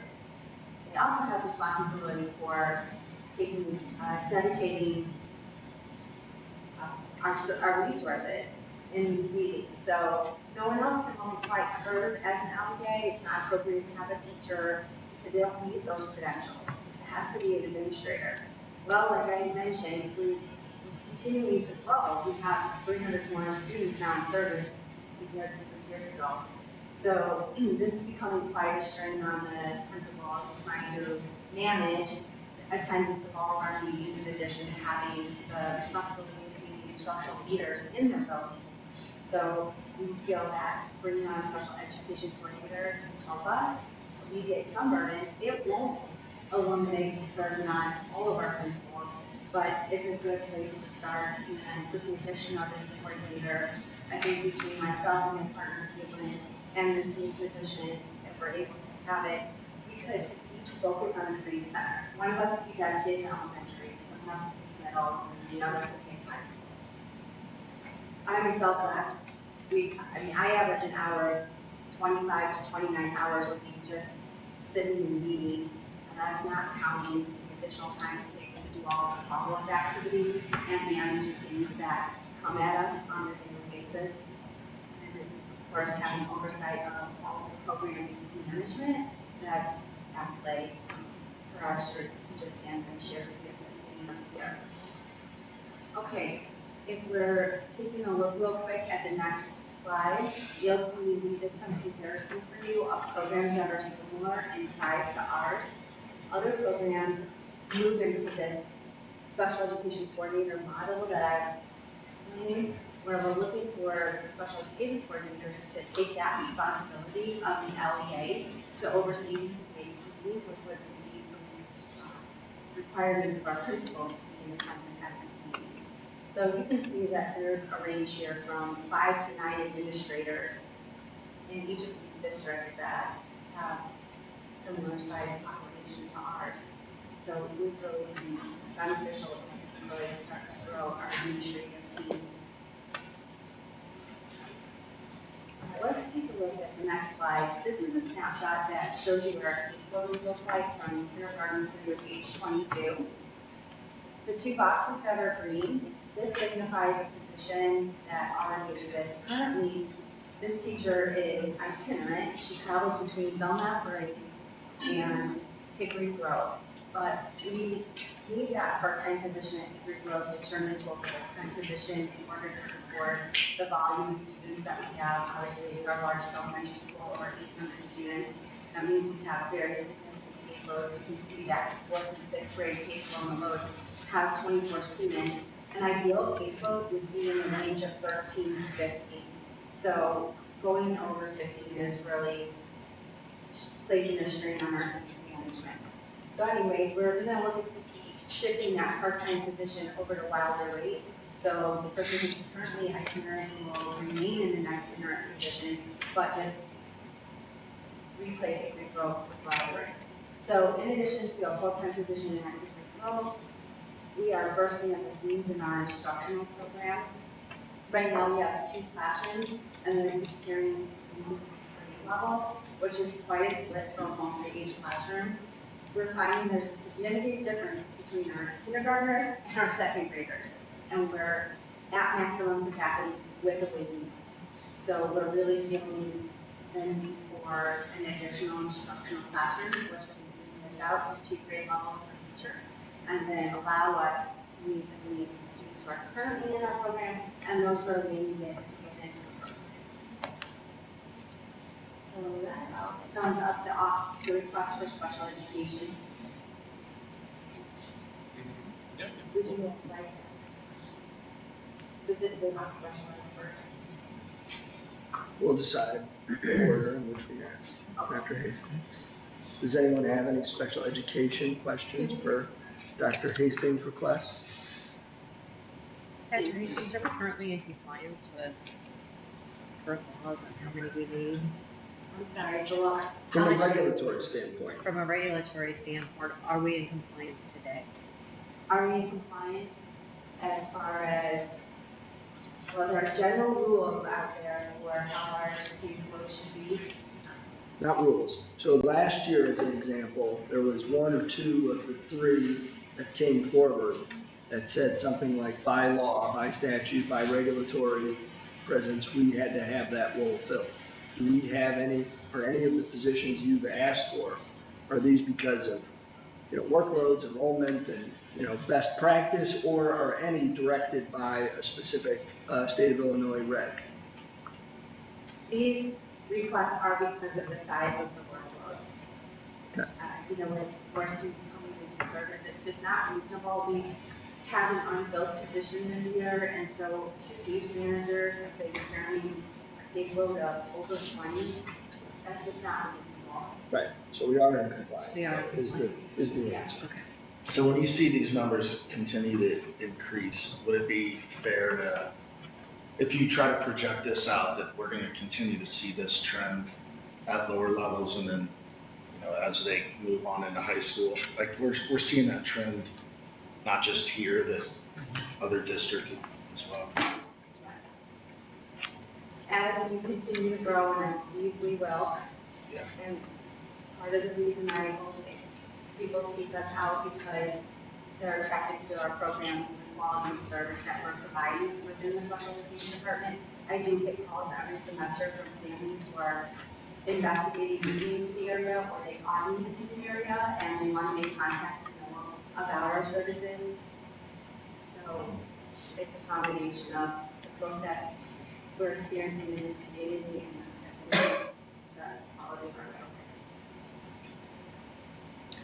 Dr. Hastings, as far as the positions requested, is there any way that you're able to like prioritize what you feel is most pertinent to, you know, the immediate future versus projecting over the next couple of years?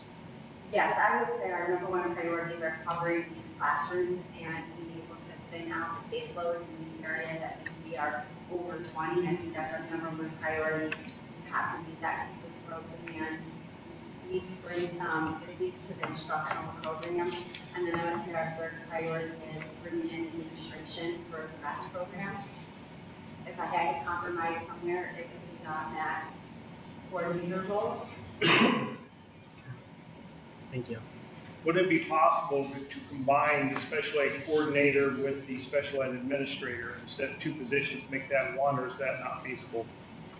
Well, my concern is that that's asking somebody to do two roles. And I think in the past we've seen here that that's really difficult on people that are carrying two different kinds of jobs. Best alone is a full-time job. And I think Kyle and Claire jump in here and talk from their own experience about how much time they're spending supporting just the leaders. This is my Do you want me to come up and talk? This is Mr. James. Why don't you introduce yourself? Yeah, I'm Kyle James. I'm the principal of Ridgeview Elementary School. You can talk as much or as little as you want on the concerns that we have as far as the program at our level. But to Dr. Hastings' point, I think the big concern is the unpredictability of the program. So just to give you an example, this year we were set coming into the year, and in the first 2 to 3 weeks of school, we had 3 students move into the district who had an immediate placement on their IEP, so we had to integrate them in immediately. One of them has since moved out, but just the needs that the kids are bringing in have become so severe and significant. Like Dr. Hastings said, just the amount of restraints and timeouts that we've had to deal with this year not only brings Mrs. Chambers and myself to those rooms certainly every day, but in most cases multiple times a day, just to help deal with de-escalation, evaluating crises to make sure that our staff is doing what we're supposed to do to address the needs of the kids. But along with that comes all the paperwork that is entailed with that too, which is a greater impact on our time. She spoke about before how we had a position posted for a coordinator at the start of the program. That fell through after a couple of weeks of that person being employed. But on top of that is staffing that we run into as well, where this is the 4th year of the program and we've had that many teachers in one of our sections. We've had a consistent teacher for the whole time, but the other positions have been constantly in flux. So that as well has taken us from our jobs in the office to come down to provide coaching and support to the teachers that we're bringing into that. You said ED placement at the top of your, what is ED? So, emotional disability. So, okay. That's fine. That stands for behavior and emotional support team. Right. I just didn't know. Right, ED. Okay. And then what you just said something about you had a coordinator but employed for a couple weeks, but fell through. The first year of the program, she resigned after just a couple of weeks of the job, and then it was reposted. Yeah, well, before you? We had a coordinator, yeah. When we first brought the BEST program in, we had an administrator that was hired was on the job for approximately 2 weeks and then resigned. And, you know, we had it posted, but we couldn't get it filled, so we just absorbed the position. And then with finances being what they were, since it had been absorbed, never brought it back forward. Was that what you would think to be the administrator or the coordinator or either? You don't This know. would be the administrator that would have oversight of that program. So instead of they're responding to the emergencies, you would have this person on duty to be able to do that. They would run the IEP meetings. They would help with the outplacement of those other 10 students that are in day schools and residential facilities. They would provide the coaching support, curriculum recommendations, and support in the classrooms. So there was a role, and then it went away, and then we took the opportunity of the attrition and just collapsed it, right? Okay, and then just because I'm talking, would you then see, so the coordinator, as you have it laid out, would kind of, it would not be maybe in one locale, but this administrative type, the first one that you list here, that you would see that person primarily at Ridgeview assisting them or no? We'd see the BAS coordinator would have responsibility for supporting behavior programs all across the district, but the majority of our students are at the elementary level, and this is where we're having the highest rates of these RTO events that we see and their aggressive behaviors, and so we feel that they would spend the majority of their time here. If you're asking about the special ed coordinator.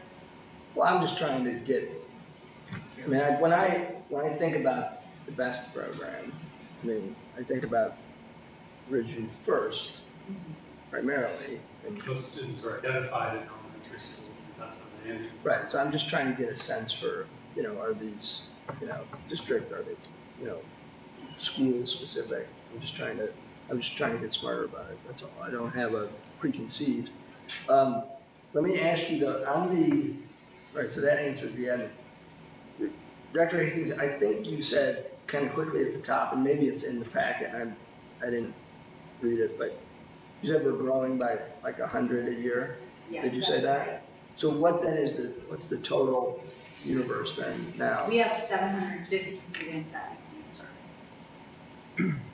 And you already spoke to, I mean, some of this is just enrollment in general is up, but it's disproportionate, you think, because the word is out and you think people are gravitating towards this program a little bit? I think our community is desirable, and people that have disabilities, when they're looking around this area, I think when they take a look at our program guide, they give us a call and inquire and do tours, they're attracted to our program. Yeah, and then, you know, I want to comment just on the, I don't want to spend any time on it, but just something to think on, the LEA, in the IEP meetings. I mean, I understand the time element and you know, what that puts on the principal. I don't think that there's any real substitute though for either the principal or an assistant principal, if there's one at that school, in those IEP meetings, just as someone who's been in IEP meetings before. And so I don't want to like, you know, debate it or anything. I just want to, I think there needs to be a balance. I don't think if that position were to come to the fore and you'd have it, I would think there would need to be some sort of a balance to keep the principals not only, or the assistant principals, not only engaged, you know, with, or familiarity, but to actually have, you know, some sort of rotating, not just, you know, a one-off before they leave the school, kind of say they were there. And I know that's not the intent here, but do you know what I'm saying? Because I think it's important that the principal stays, or assistant principal, stays engaged with their cause on that. Certainly, and I definitely agree with you, and that's why I was so passionate on taking the stance that it is our principals that need to be in those meetings. The primary principals are the ones who are in those meetings, and then the assistants are usually taking care of the other responsibilities while the principal is in the IEP meeting. Doesn't mean that an assistant principal doesn't ever attend a meeting, but more often than not, it's our principals, and I do like them to be aware of what is going on with our students that are eligible for service. But the longer I'm here and the more meetings we sit through together, I see the strain it is on them. It takes time out from being the instructional leader that they're tasked to be in their buildings. And it's just. We can't forget that 3 of our elementary buildings don't exist. Right, good, yes. They'll have great background. So in terms of just the building support otherwise, it just creates a hurdle there, something they always are able to overcome, but for that discussion. Okay. So I'd like to make a comment, Tom. Yeah, please. So I think part of that growth is attributed to just people being attracted to our district because we are a great district, but it also speaks volumes to what you've built and what you and your team continue to do. So thank you for that. But I feel like this is a very important program, right? You have a lot of needs. I can tell just in your voice and hearing you guys talk, and we've talked in the past about this. There's certainly a need here, and we want to make sure that those students' needs are being met. I think we're all on board with that. So I appreciate your passion and sharing your needs with us. Thanks, Andrew. Other questions or comments for Dr. Hastings and Mr. James? Can you, Dr. Rivers, can you go back to the page that had the comparison with other districts? As I look at that, that's embarrassing to me, okay? I want to make sure that what we're contemplating, how it affects that number of 2. I assume that the administrator position goes into that number, would make it 3. Does the coordinator number go into that? Yes. Okay, so we could possibly go from 2 to 4, which would still put us behind every other school that's listed. And did you mention why those, because I think Teresa may have asked that question or was looking for, I mean, as a comparator, these districts are selected because they look like us. The reason why you don't see some other schools in the conference are because they have relationships like with CEPCO or something, and so they're not like entities to apples compare. Did you already talk about this? I didn't, but what you're referring to are some of the smaller rural districts receive their services through a special ed cooperative who acts like a special ed department, just like we have. But because we are a mid-sized district, we are enough to be self-sufficient in providing our own special ed services. Right. Okay. Yeah. So that's why you don't see a Metamora or Washington. Just the ones that we usually use, right? I mean, we never pick on these schools to. Those who aren't part of it. Yeah. But could we take a look at that though? Like, for example, I don't know what Morton, I know Morton has about 1,100 students in their high school. Washington has probably close to, like, they're separate, right? They're not all together, right? And that's probably why you don't see the total student population there for the entire district. Sure. Is that something we could do to see where we're at? From that perspective? Absolutely. We would have to speculate a little bit. Because I think there are some, I know it might not be exactly apples to apples, but it'll give me some sort of comparison locally of where we're at. Yeah. Do either Washington or Morton, or do they have their own special ed department, or are they doing a CEPCO thing? They do. No, in Morton they have their own program. There's a director, an assistant, and they have a principal that oversees their behavior school. So they have a team of 3 there. They have a separate school? Yes, they have their own day school. All right, well, I think what Teresa's asking for is just, maybe even we can, draw our own conclusions, but maybe just get us a little smarter about what the others in the district are doing. So you would like to know more about those who are in our surrounding area? Would that include Florida, even though they are larger than us? Which one? Are you're wanting, what I'm understanding is that you're wanting the statistics on the areas, so Germantown Hills, Morton, Washington, Metamora, Peoria, is that what you're asking for? Yeah, I think with the I don't include Peoria, I would not include Peoria Public Schools. I don't think that they, I don't think that they, well, we never compare ourselves with them for anything. I think they have a lot going on, a lot of good things going on. I don't want to be misquoted. A lot of great things going on. Mike will tell you all about it. He used to work there. But I don't think that they're great. They're so big and they're so much bigger than us. But we often, no matter what it is, capital, sports, I mean, a lot of different things. Great, USA News World Report. We're always looking at like the Mortons and the Washingtons of the world. So I think Dr. Andrews probably has an idea of what we look at or what we've looked at in the past. So he'll give you some help on that. But yeah, I think that's fair. And then again, it might not be apples to apples, but we could draw some, our own, inferences from what that bears out, that exercise. But that would be helpful. Okay. You have a question for Dr. Yes. Yep. I know that right now we're legally in compliance, but if we don't add the positions that you're asking for and enrollment continues to increase, could you see that we could possibly get into danger position where we're out of compliance with the legal rules? I think what we're going to find is that we're going to lose special education teachers. Because they're overstressed and overworked. And it's already a shallow pool. There aren't enough people qualified to teach special education. And so that's putting us in a serious situation. So if we're out of compliance legally because we lost those, we could be in a longer period of time where we don't have any staff, and so we're going to be looked at by the state of Illinois for a while until those positions are filled if we don't take care of it now. Well, what happens when you can't put a certified special ed teacher in a position and you have to work with a sub? Yeah. And if they don't have special education certification, our families don't take time to that at all. So. And they can't manage those cases, so then that falls on the other staff. Because they can't write the IEPs and can't from meetings and. We went through a lot of turmoil with this, with our program in the last several years.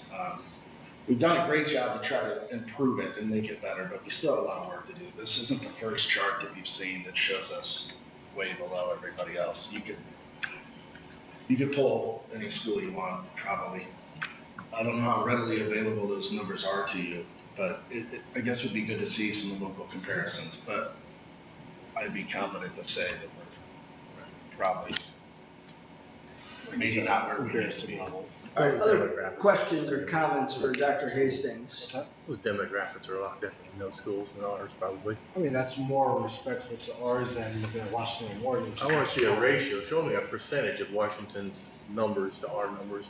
Maybe they're all higher, but show me the percentages. Don't just look at the 2 of the 9. Well, those are comparable to the size of our school district. Yep, they may have more students, is what Tim is saying. They may have more students that, like, for example, you said we have 750. So those are maybe they 1,200. have 13 or 1400, so that percentage might be different. Is what I think you're getting at. We can get right. We can get that will take longer to get, but. We can do it. Matt, I got a question for you. Yeah. And thank you for everything you've done and probably. Is this special, are we moving on from special ed? Okay, it's back to Matt. So. Okay, so any more for Dr. Hastings? Okay. She has to be first, so I want to I get just through have that. a quick question. Yes, that would be please. like, as far as the resignation for the coordinator position before, was that like a workload concern, or was that just some other reason? I was not good at that time. Okay. Some other reason. Got it. All right, is that clear enough for you, Matt? All right, thank you, Dr. Hastings, and thank you, Mr. James. Thank you. Okay, Dr. Andrews, Teresa. Okay. You indicated here that when I asked about, I'm going to go back to my question here. We look at enrollment numbers, right? We expect them to decrease 2033, 2029 respectively for the high school and middle school, okay? You saw those. And you indicated, like, for example, based on enrollment for the elementary, I think it was, you're looking to reduce the number of elementary classrooms, right? Which is how you can provide those savings. If we're going to add 10, right? I'm looking at the net number, right, where we're going to be. Right. If you reduce those elementary classrooms, where do those teachers go? Each year we do have a number of resignations for various reasons, but if we did not have, but we have needs in other places. So while we might be decreasing a section here, we would be increasing a section at a different grade, just based on, again, rising numbers at a particular building. These are things that high-level conversations at this time, we are constantly watching at the moment because we have students coming every day. And so once those numbers are finalized, we'll have a better idea by March, certainly by April, when we're contractually obligated to let them know what their tentative positions would be for next school year. We have a firmer idea at that point. But if everything held constant, we didn't, then we would have conversations for open positions that they would be certified minority. If we ended up having to close sections, particularly and there wasn't something available here, we would look for other positions available for administrators. But couldn't we absorb those either through people leaving as you stayed or retirements? More than likely. Yeah. There's yet to be a year where we don't have that. You know, if you want people to stay, that's what you don't know. So again, it's all 100% response to enrollment, which would be closer to April, and which is why the number I gave you is a range based on savings from retirements, because we have 10 staff members retiring this year. So our projected cost based on our average rehire amount. Is that 10 in, I'm sorry, before you get off that, is that 10 in average, or is that high, or is that low? It is a higher number?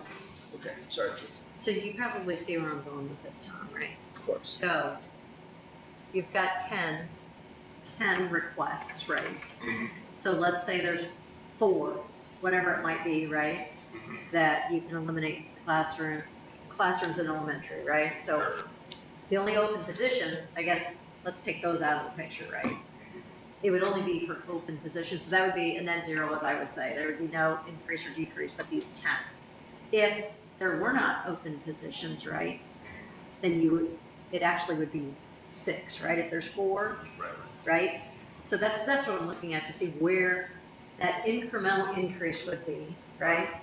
And you know exactly where I'm going with that. I'm trying to understand that to try to rationalize the numbers. Yeah, it will actually look like things are. Yep. I think when is the district made aware, other than a last-minute decision, about an impending retirement? Do you know 2 years out, 3 years out, and do you keep like if you're running a football team, this kind of your draft order kind of thing? Yeah, so up at 4, we have retirement incentives built in the contract for 432 incentives, but by May 1st of every year, at least for the earliest then they can give their intent to retire is 4 years out. But we've had some people do 3 years, 2 years, or 1. But to get the incentive by May 1st, and so we typically do hear those things. Every now and then we do hear people that that made the decision outside of that time frame and retired the year. Yeah. But typically about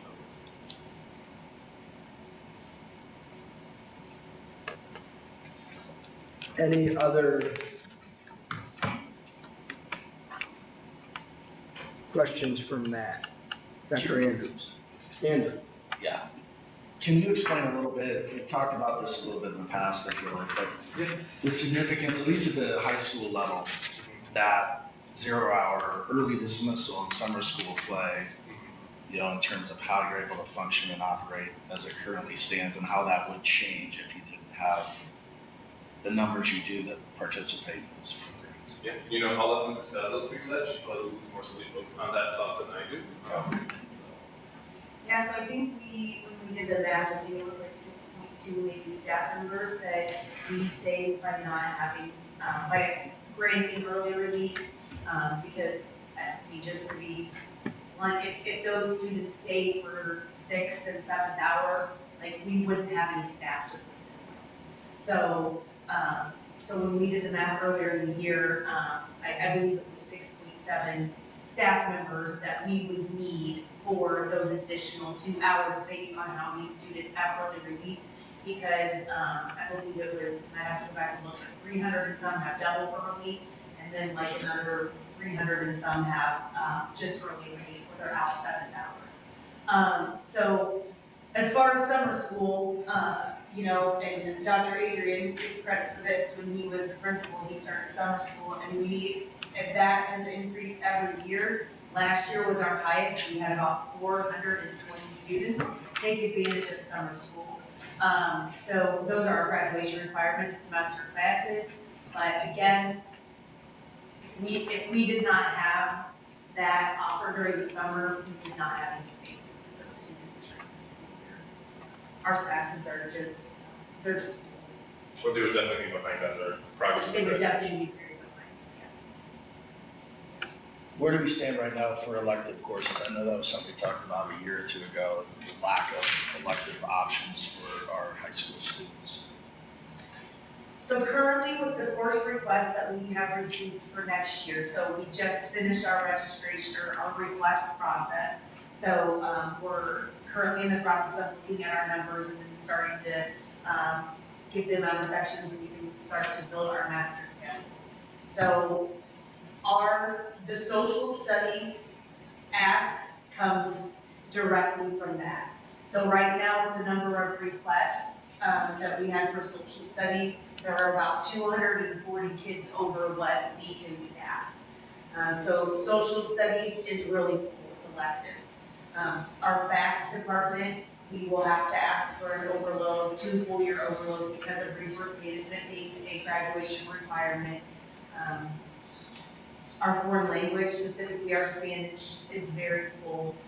Again, for next year, very few seats, especially the lower levels. Obviously, once you get the higher levels, maybe you have some that are in the low 20s. When you're at the lower levels, you're basically talking about classes of 30.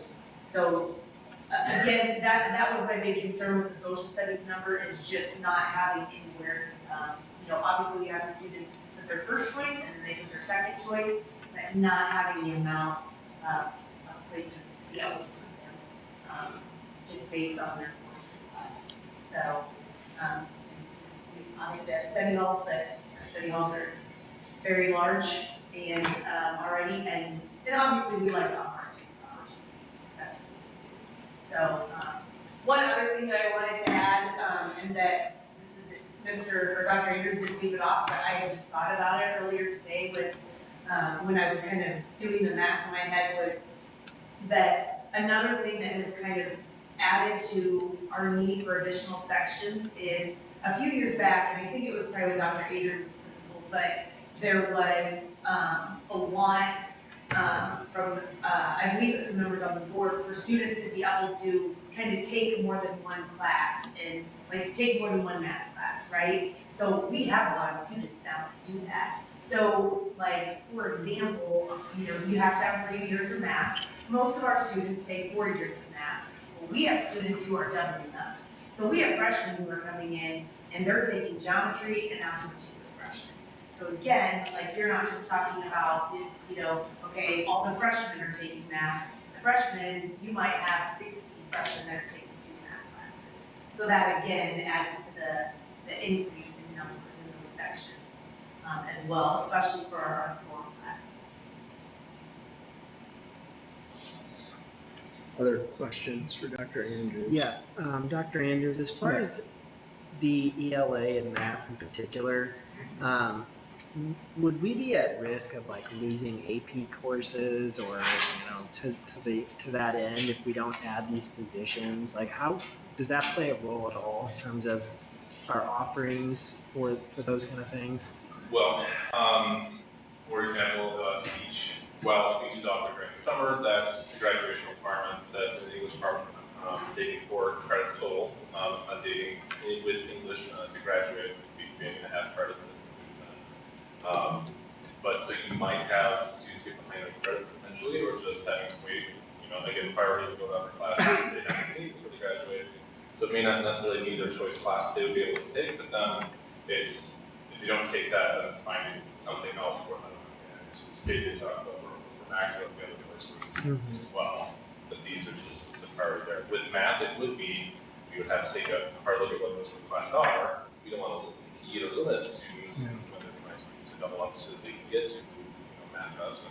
Again, typically you think traditionally you start with algebra 1, and geometry, algebra 2, trig pre-calc, and then like we we have obviously a healthy amount they're doing and having had unsatisfied in 8th grade, so that if they're not catching up, it's just they're continuing their task force work and they have those interests. So it could be having to look at those requests to make sure that we're getting everyone the courses they need. So it could be telling students we want to double complete kids. It could be something that we have to do. But in terms of growing APL, we had discussed that's not something we do end up in program reduction. And to that point, Mr. Yim, so our master schedule is made directly in correlation with our students' requests. So if we have, we have to cut the ones where we have the fewest amount of requests. Like we've already gone through that. All right, these courses can't go. We don't have enough. They don't meet the minimum. Or even actually this year, we had a few that we had to say, okay, they might meet the minimum, but there's so many more requests for these courses, we can't staff these other ones. So as long as like any course is going to run like they have the amount of requests, and as long as we have the staff. And let's be honest, right? There's a reason everybody wants to move here and come here, and it's because of what we offer as a district and our teachers and our administration. And so part of that as a board, it's our responsibility to make sure we maintain that level of excellence, if you will. And that's when you're getting up and beyond 30 students in a classroom, right? That's not a good thing. We don't have elective courses for students, that's not a good thing. When your teachers are all spread thin, stressed about that, we just have to make sure we meet the needs of our students. That's why we're here. I mean, in particular for English, you have to have 2 writing intensive courses offered and students take throughout the duration of those four years. Before graduation requirements, obviously. And I mean, currently English teachers are sitting at about 100 full sections everywhere, so you're looking at 180 kids since they no longer have the MTSS study halls. We have someone that's providing those services, but so they no longer have that. So we taught English, we never had 180 kids. I was able to very easily get, I was able to get essays back in a reasonable amount of time.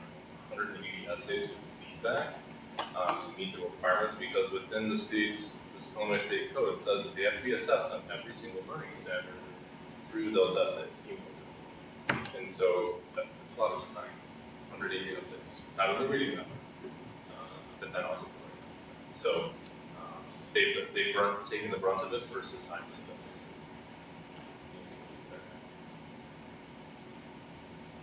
other questions for Dr. Andrews? The other thing I'll just add is for timing, I think, let's assume you're not going to get us all the information that we desire. But I think whatever information ahead of the next meeting you are able to get us, the next meeting is March 18th. I would target, the minimum the 11th, a week ahead. So, and if it's something that can't be done, you can't make the comparison, or it doesn't make any sense anyway, and you can't speak to it, or, I would try. But if it's not something that, I don't want you guys, killing yourself over something that's not going to make sense, but then you'll have to speak to why it won't make sense. But I don't want to talk to Dr. Andrews for 2 hours the Saturday before the next school board meeting either. So I want to try and get the information to all of the board members a week in advance, at least, so we can get some of these, questions answered ahead of time to continue the discussion. Okay? You ask for it, we'll deliver. Okay, great, love that. Is Okay. it up? Sir. Is it up then for a vote in March? Yeah, well, yeah, so typically as far as the calendar goes, and our usual routine is that, last 5 years anyway, these come as information in, now, in February, and then they're acted on in March. Dr. Andrews did hint at the specific time. There's milestones in there that ahead of May 1st, and certainly before the April meeting, we have obligations to the DEA and other people about, placements and roles that we're going to fill. So yeah, I mean, it would be the intent of, I think, the board to stay on schedule. I think there might be a little bit of play in there. If we have an outlier or something we want to, we could always do a special meeting, but I don't want to wait till April and after spring break. I don't think the facts are going to change much. So I'd like to, it might a little. I mean, Mike will have another month of financials to incorporate into his rolling 5-year scheme, and we can talk about that. But I think we should be able to act next month.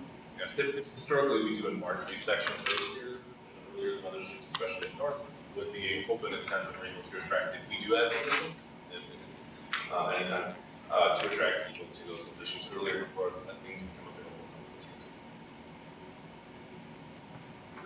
those Okay, thank you. Thanks, everyone. Okay. Are we still here? Yes. Drawings. I think we're on the DC trip.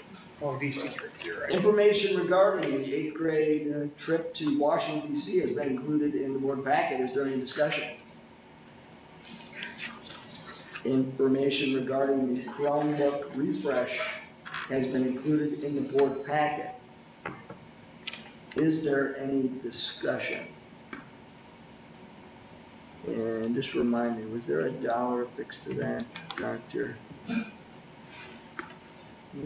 there was. Kevin Eldridge is here. 751. Contact and has a presentation if you want. Of course I do. Kevin, come on up. 751. Is the number? Yeah, it's the same as it's been the last 3 times we've done it. I'm sorry about that. You weren't listed in the agenda, so I didn't call on you. That's very nice.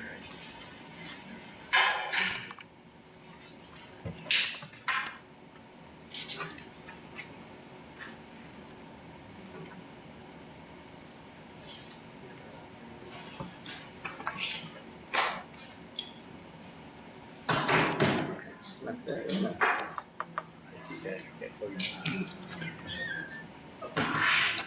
Really? Okay. I'm Kevin Etheridge, the IT director. I'm here again for us to purchase new Chromebooks. This year we'll be refreshing the Chromebooks for the high school. Currently they're using Dell 3100s that were originally purchased in fiscal year 2022. They're at the last year of their 4-year warranty. Batteries are getting low on them. It's replaced them or spend about $40,000 to get a bunch of batteries and swap them out manually. The new Chromebook that we're looking at replacing with is the Asus Chromebook Sierra 11 Flip. It is a much beefier, much more rugged model. Has 8 gigabytes of memory instead of the standard 4 that current ones have. Latest processor should improve battery life. It has a Gorilla Glass screen, which we have found we have a very similar model at the middle schools. Reduces breakages greatly. And these ones are compatible with stylus, so students are able to write directly on the screen. We actually performed the original upgrade schedule. This year's 9th through 12th, we actually broke up 6th and 8th and 4th and 5th. Last year it was 6th and 8th. We think we would spread out the cost. But we did a survey to see if there was a demand for a nicer device that would be compatible with stylus. We had about 24 teacher responses and 400 student responses at the high school level. When asked if they thought it would enhance their applications that they use, over half said yes. Over half said they would increase the amount of assignments completed digitally. And 81% of students were very excited about the idea of having a stylus to use on their device. So, based on that survey, we decided that good option would be to get the more capable device. We'll purchase the amount of styluses that are requested by teachers. My estimate is about 300. They can assign them to the students in their class. That way the teacher are responsible for paying for their students have access to the stylus. Costs this year, costs have been going up on all electronics. A large part of that is due to lack of memory and storage due to building AI data centers. Western Digital announced the other day that their entire stock of hard drives for the year 2026 is already sold. So the prices on this year's model are about $20 more than last year's per device. Then we get the standard warranty, Chrome OS license, and 300 styluses for the teachers to assign out. The total cost comes to just over $750,000.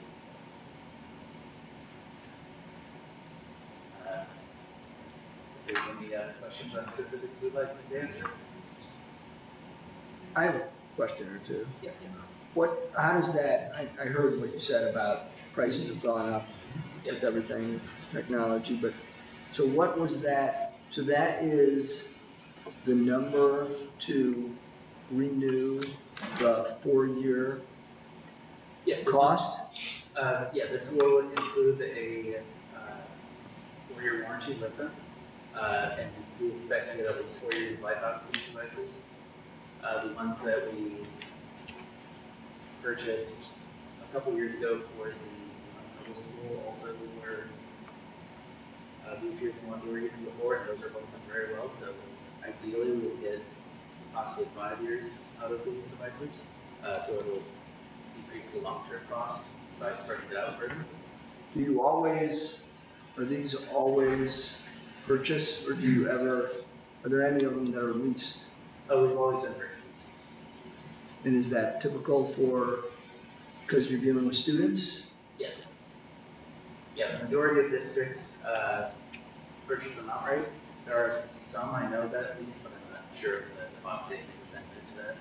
Top of my head. I realize it's different users, but like in a couple of healthcare systems in town, they're all leased. But that just must be because kids aren't throwing them on the ground, right? Correct. Yeah, okay.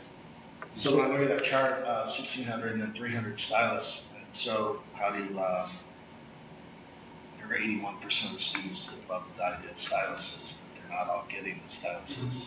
How do you manage that? They don't go home with the device?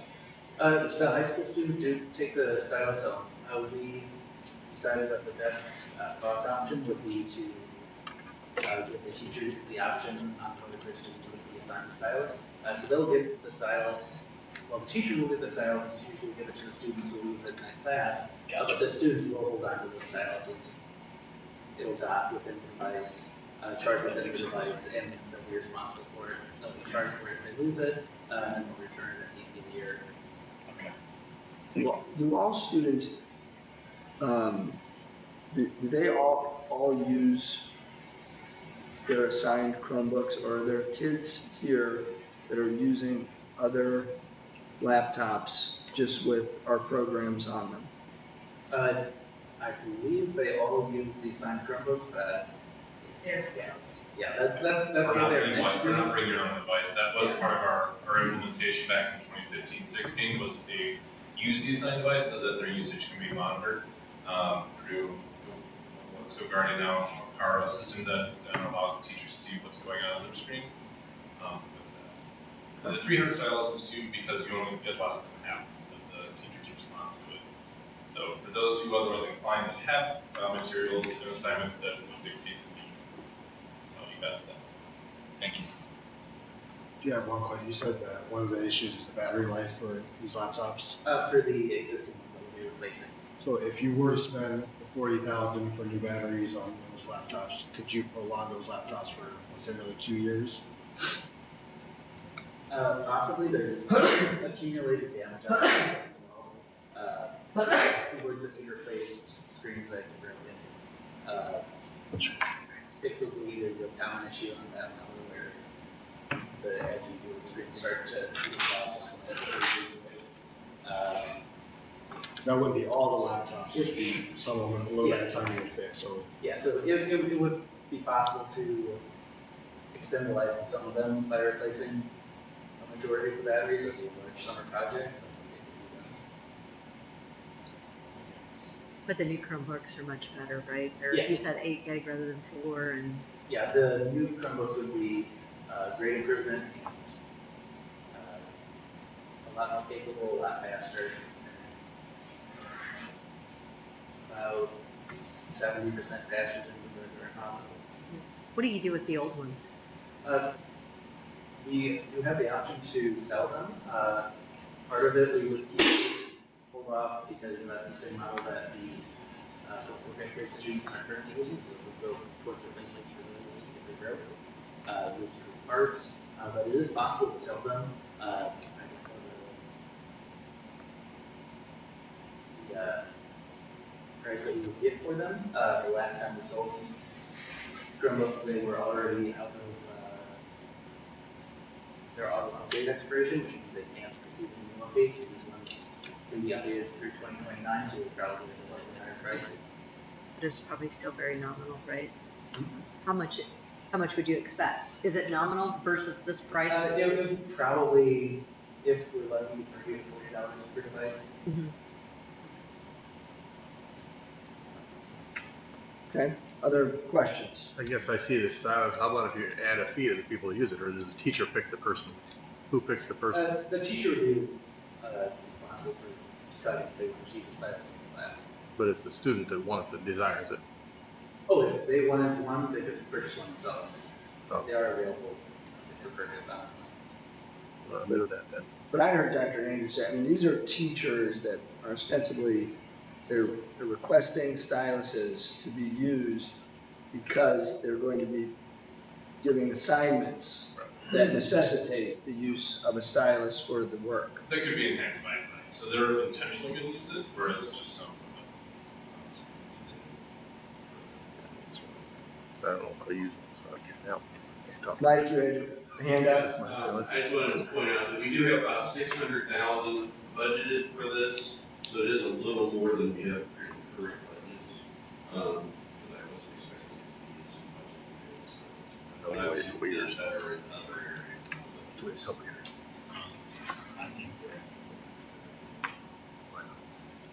Okay, and what's the, when did we do, is the timing to try and get these in ahead of the start of next year?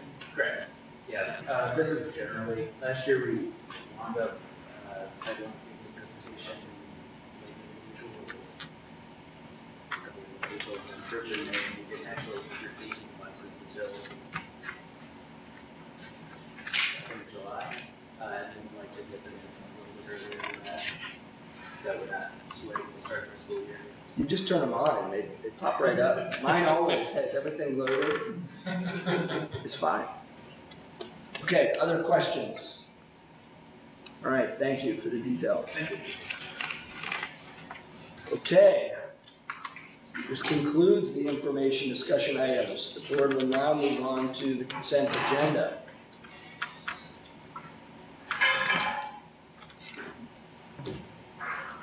Is there any discussion regarding items on the consent agenda? Could I have a motion to approve the consent agenda? I move to approve the consent agenda as presented. Okay, Andrew, is there a second? I'll second. Youssef, any discussion? Roll call vote. Bergeron, Aye. Feldman, Aye. Hall, Aye. Holthauser, And Tyra, Aye. Wagenbach, Aye. yeah. Okay, motion carries. The bill list treasurer's report, district investment report, and bank statements have been included in the board packet. Can I have a motion to approve payment of the bills? I'll move to approve the payment of the bills in the amount of $5,485,022.03 as presented. Thank you, Nick. Is there a second? Second. Thank you, Nick. Any discussion? I have a question. Please. Maybe, probably, Dr. Andrews or Mike can answer this. Teacher vacancy grant revenue. It's on the bill list. We had a We did not spend all the money we received last year, so we had to refund part of it back. I think that happened again was it last year It happened too? last Why? Most grants are like a reimbursement kind of thing, so you get the money after you spend it. For some reason, that one they front. So we project based on what we have, which is the allocation, before we know where any carryover funds we would get for the next year would be. Because we typically do maximize that out with graduate course reimbursement.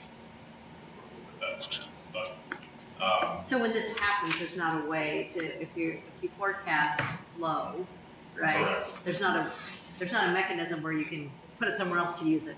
Correct. And this year this amount this year was less than last year. So what was otherwise supposed to be stable for 3 years in a row. So I had to adjust that accordingly as well. But also unsure about titles 1 and 2 and what that would look like. I had to get those allocations. Thank you. Other questions or discussion on that? Okay, roll call vote. Feldman, Aye. Paul, Aye. Olshauser, Aye. Tyra, Aye. Wagenbach, Aye. Yen, Boudreaux. Aye. Okay, motion carries. Information regarding the memorandum of understanding regarding maintenance of seniority has been included in the board packet. Could I have a motion to approve this item? Can someone speak to this first, Dr. Dearman? Sure. I had mentioned it in the podcast. Basically, when you have non-certified people fill in certified roles, this is just a generic example. They want to make sure they don't lose their seniority in their non-certified role. So this is a memorandum of understanding drafted by our attorney in conjunction with the DEA or DESPA, I should say, to make sure that they maintain seniority in their non-certified role if they're helping us out by filling a certified position. All right, thank you for that. Can I get a motion to approve this as presented? I move to approve as presented. Thank you, Teresa. Is there a second? Thank you, Youssef. Any discussion? More discussion. Okay, roll call vote. Paul, Aye. Olshauser, Aye. Tyra, Aye. Wagenbach, Aye. Yen, Aye. Boudreaux, Aye. Feldman. Aye. Okay, information regarding the HVAC replacement at Dunlap High School has been included in the board packet. Could I have a motion to approve this item? I'll move to approve the HVAC replacement at DHS as presented. Okay, Mick, second? I'll second. Andrew, thank you. And again, to be clear, this is the number. This is coming on. This is one of the red letter items that is currently on the 1-2. This would be 40% of that 1-2. 535, is that right? Right. That we're taking care of now, or we would be. And we moved it up here so we could get stuff ordered because of the supply chain problem. That's why. Yes, sir. We're doing it. Okay. Any other discussion? Roll call vote. Olshauser, Aye. Tyra, Aye. Wagenbach, Aye. Yen, Aye. Boudreaux, Aye. Feldman, Aye. Paul. Aye. Okay, motion carries. Thank you. Is there a motion to move to, I did that at the last meeting. I'm doing it again. Is there a motion to adjourn to closed session? So I'm going to move to adjourn to closed session for the purposes as stated in the Open Meetings Act, the appointment, employment, compensation, discipline, performance, or dismissal of a specific employee. Is there anyone else that needs another letter identified? Then I need a second to my motion. Second. Okay, I'm gonna give it to Andrew. All those in favor say aye. Aye. Any opposed? Okay, motion carried. Time is 8:23.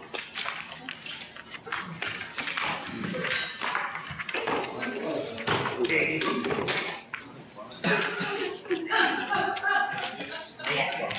I'm gonna need you for yours, Just real quick. Matt. Here, I'm gonna put this back. And there'll be another part for sure. Yeah, we did. Throw it up there. So Dwayne, like he's Great guy. mainly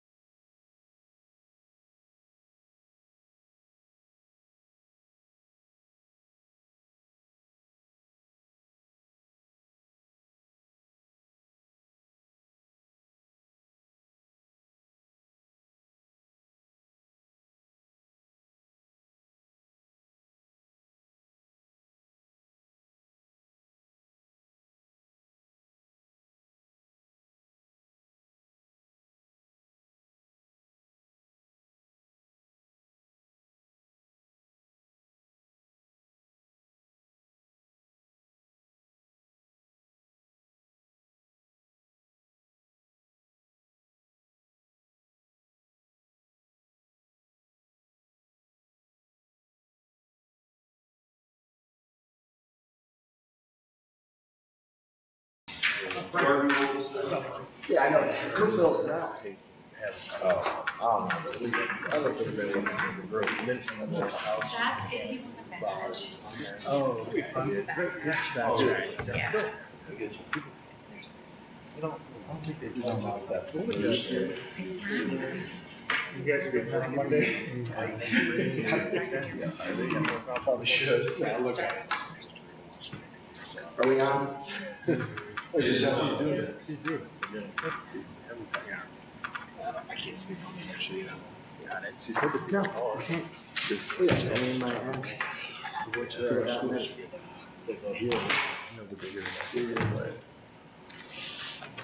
Nick, did Teresa leave? No, she was still in the classroom. Give it a minute. Okay. Are they coming?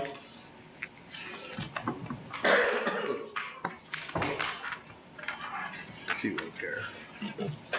She's pretty short on the person I was late today, we couldn't start. You do. What?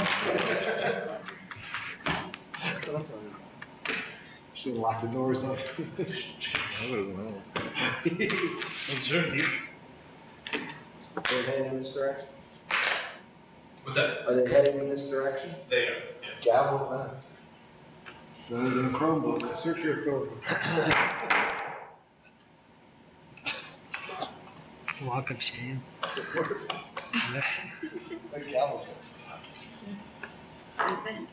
It's like Thor's hammer. Yeah, baby short. Could I have a motion to return to open session? I'm going to return to open session. Lisa, can I get a second? Tim, thank you. Any discussion? Those in favor say aye. Aye. Opposed, motion carries. It's 8:49. Could I have a motion to approve the human resources consent agenda? I move to approve the human resources consent agenda as presented. Thank you, Teresa. Is there a second? A second. Okay, Andrew, any discussion?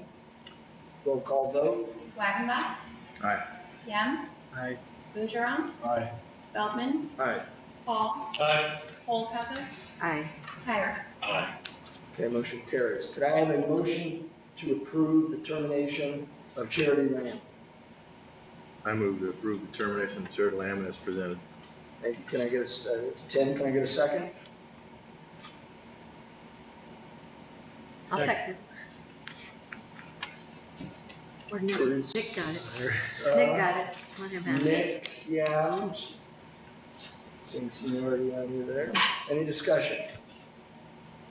Roll call vote. Bergeron, Aye. Feldman, Aye. Paul, Aye. Holdhauser, Aye. Tyra, Aye. Wagenbach, Aye. Yem. Is there a motion to adjourn? I move to adjourn. Second? Second. I seconded that. Mike. Those in favor say aye.